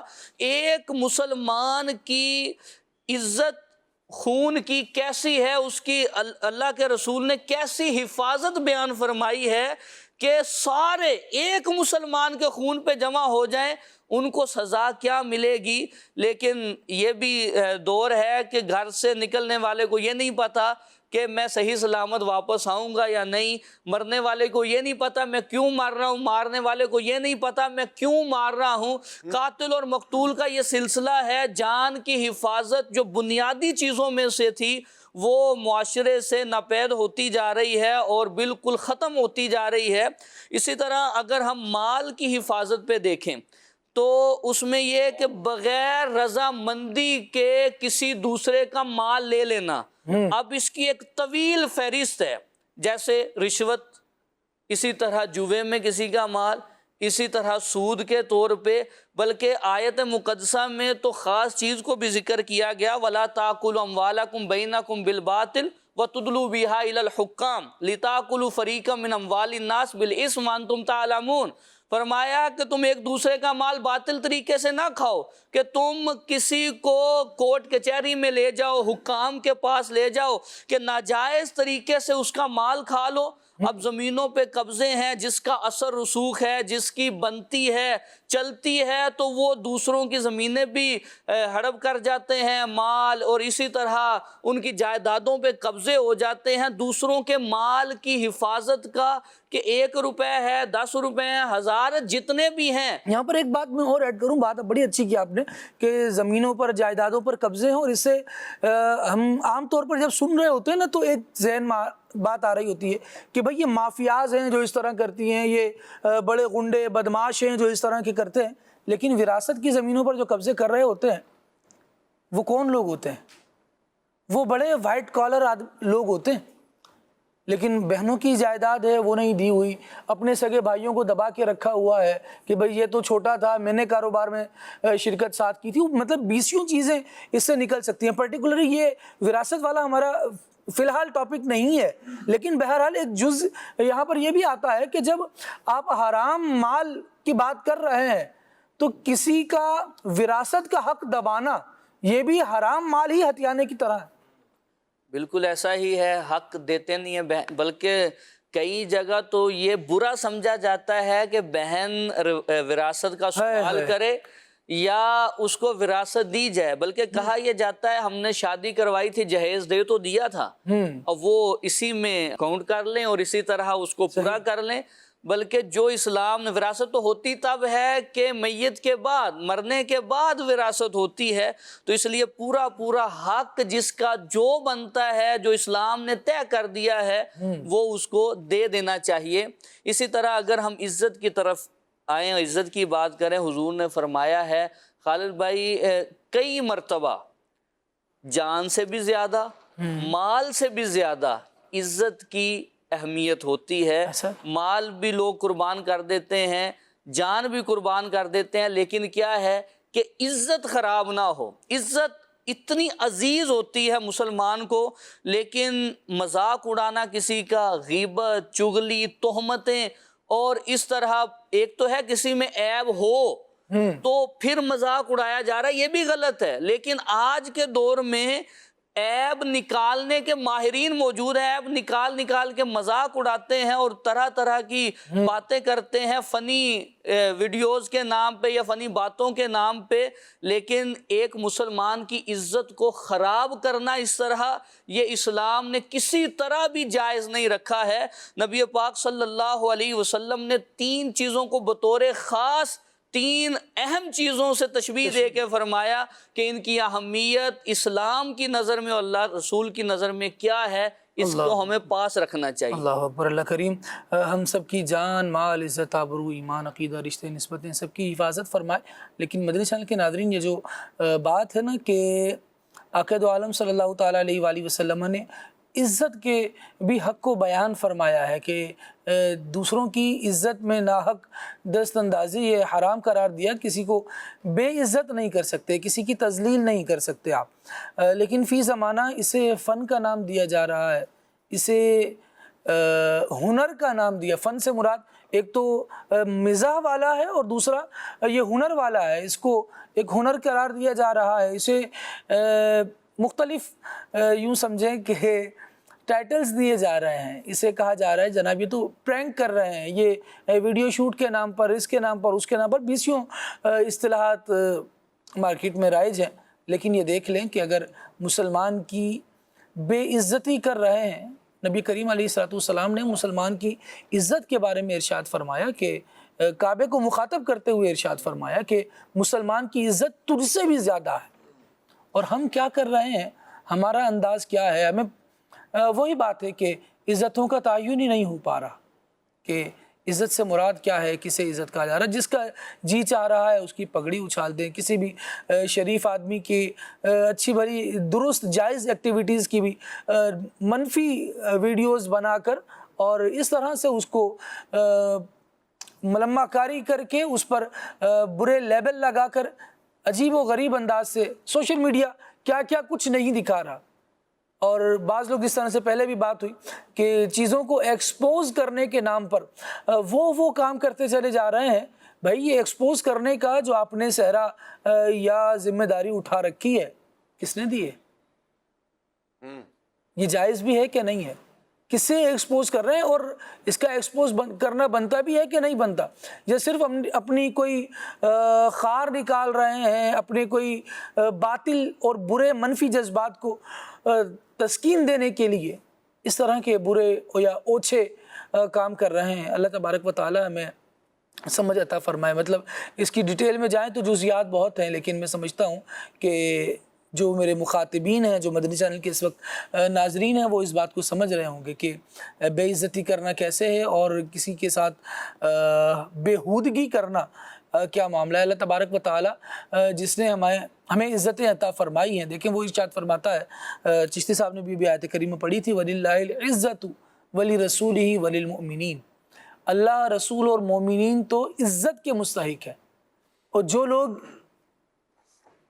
بے عزتی ان کی کرنا چاہتے ہیں، نعوذ باللہ، یا برے کاموں کی نسبت ان کی طرف کرنا چاہتے ہیں، اللہ جسے عزت دار قرار دے. آپ اگر اس کی عزت اچھالنے کے در پر ہیں تو آپ دیکھ لیں کہ کیا کرنے جا رہے ہیں، اور پھر اللہ تبارک و تعالی اس کا کیا وبال آپ کو دے گا اور کس چیز میں آپ پھنس جائیں گے. شاید ابھی اندازہ نہ ہو، لیکن جب پھنس جاتا ہے نا بندہ تو بیٹھ کر ایک گناہ یاد کر رہا ہوتا ہے، یار کہیں وہ فلاں کام کیا تھا اس کی وجہ سے تو ایسا نہیں ہو رہا، وہ کیا تھا اس کی وجہ سے. وہ بعد میں یاد کرنے سے کچھ شاید ہاتھ نہ آ پائے. جس وقت برائی کر رہے ہیں اس وقت اپنے آپ کو روکیں. نبی پاک علیہ السلام کی یہ تعلیمات اسی لیے ہیں کہ بندہ برائی کرنے سے پہلے ہی خبردار ہو جائے. اللہ تبارک و تعالی نے مسلمان کی عزت رکھی ہے، اسے آپ اچھالیں گے تو آپ کی عزت بھی محفوظ نہیں رہ پائے گی. خطبہ حج کی بات چل رہی ہے اور اس کے مختلف پہلوؤں پر ہم گفتگو کر رہے ہیں. سید عالم صلی اللہ تعالیٰ علیہ وآلہ وسلم نے جہاں حقوق العباد کے حوالے سے اتنی باتوں کو ارشاد فرمایا ہے، حقوق اللہ میں سے ایک حق، بڑی بنیادی بات اور مسلمان کی پہچان، نماز سید عالم صلی اللہ تعالیٰ علیہ وآلہ وسلم نے نماز کی بھی تاکید اس مبارک خطبے کے موقع پر ارشاد فرمائی. ایک بندہ وہ ہے جو جمعہ نمازی ہے، یعنی صرف اس نے جمعہ پڑھنا ہے اور پورے ہفتے میں اگلی مرتبہ وہ جب آئے گا نماز پڑھنے تو جمعے کے دن ہی آئے گا.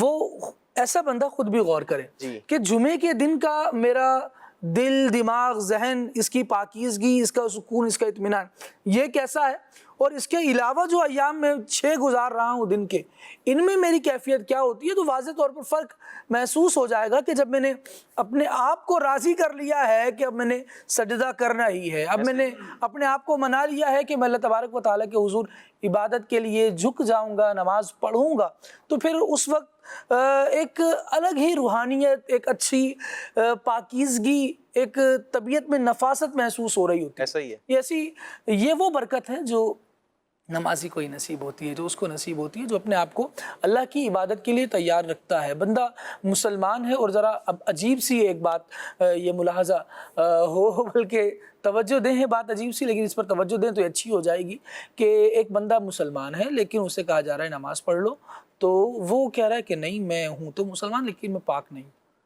آپ کو ناپاک رہنا پسند ہے؟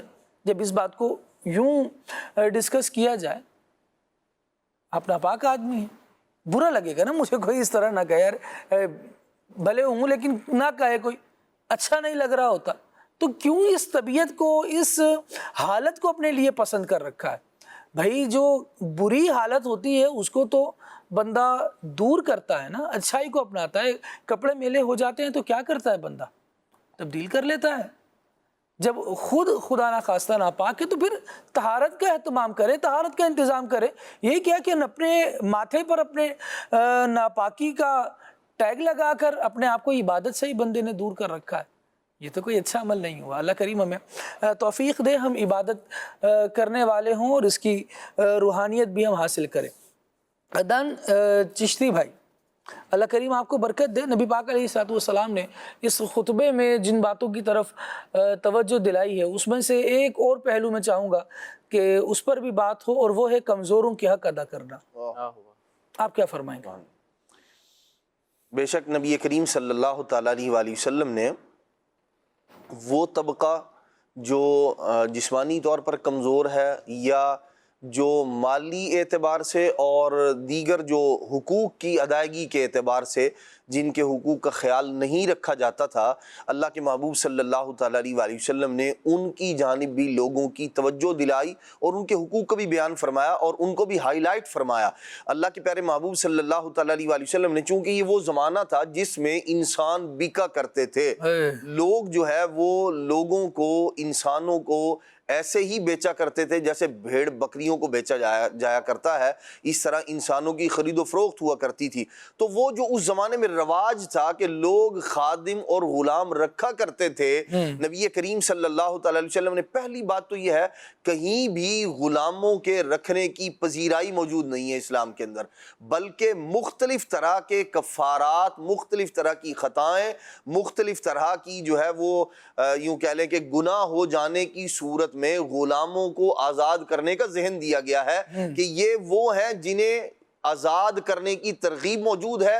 مختلف کام بلکہ یہ صرف گناہوں کے ساتھ تو نہیں ہے بلکہ خوشی کے موقع پر بھی لوگ غلام آزاد کر دیتے ہیں. یہ بھی خوشی کے موقع پر بھی. پھر بعض عبادات وہ ہیں جن کو نبی پاک صلی اللہ تعالیٰ علیہ وآلہ وسلم نے جن کو یوں ریلیٹ فرمایا ان سے کہ یہ کام کرو گے تو غلام آزاد کرنے کا اجر و ثواب ملے گا.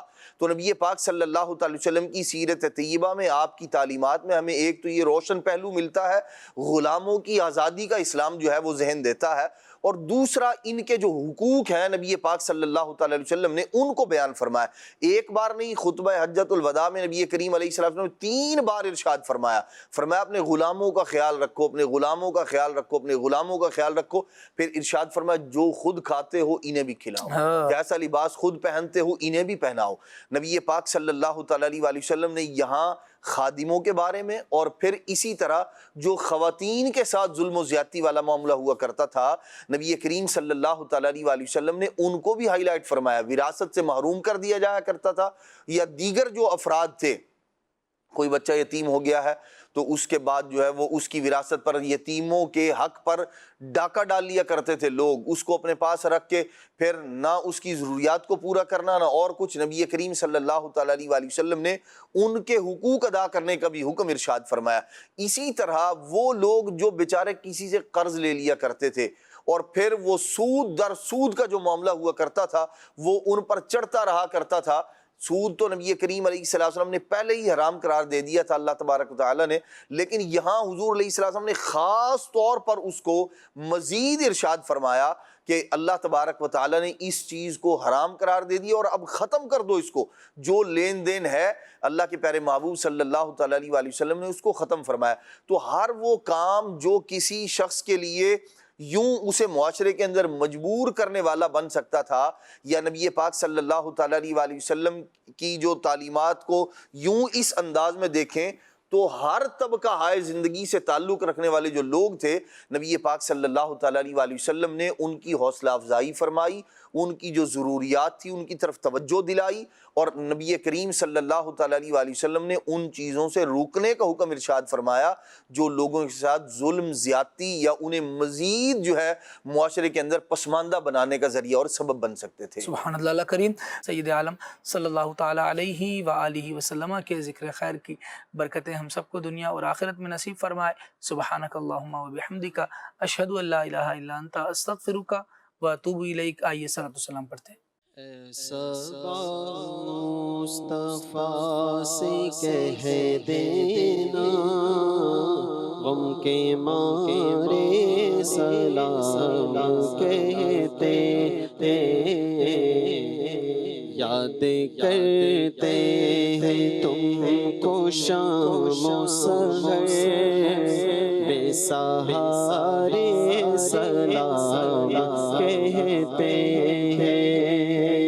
اللہ اللہ حضور کی باتیں، مرحبا رنگ نور کی باتیں، چاند جن پر نثار ہوتا ہے اور ستارے سلام کہتے ہیں۔ اور ذکر تھا آخری مہینے کا، تذکرہ چھڑ گیا مدینے کا، ذکر تھا آخری مہینے کا، تذکرہ چھڑ گیا مدینے کا۔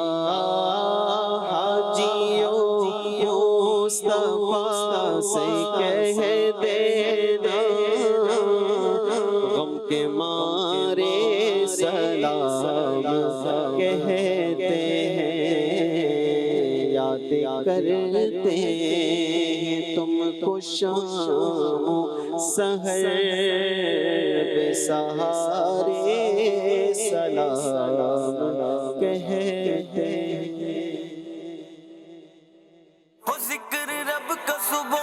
سے گو شروع اپنی، خدا رہے راضی ہے آرزو اپنی، کھلے آنکھ صلی اللہ کہتے کہتے، کھلے آنکھ صلی اللہ کہتے کہتے،